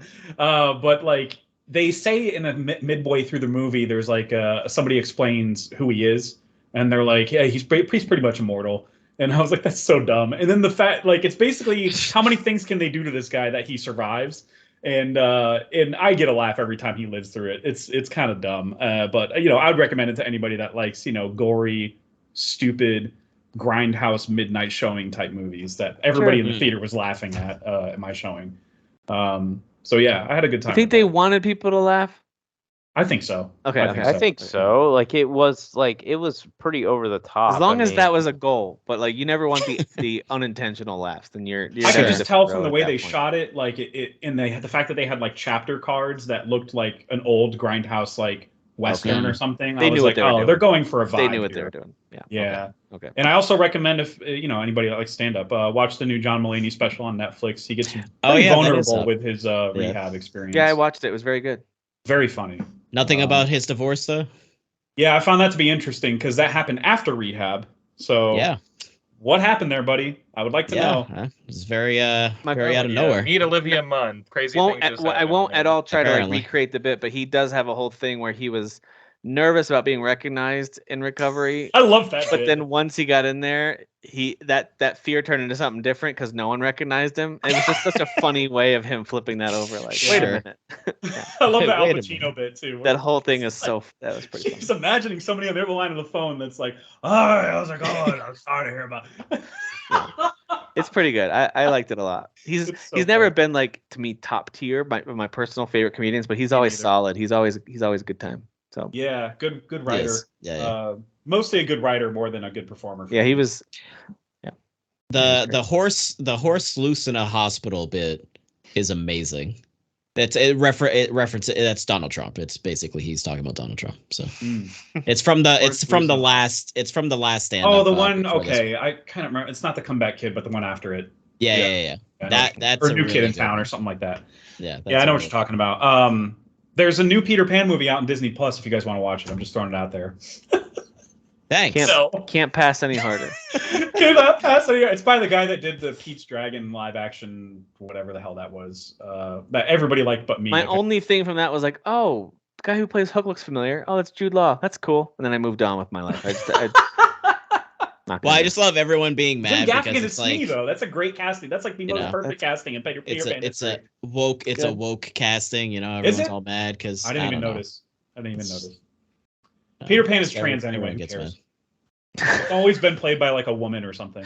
Yeah, I remember watching an old play of it, and as a little kid being like, "True, what?" It's always been like a small frame. That's a lady.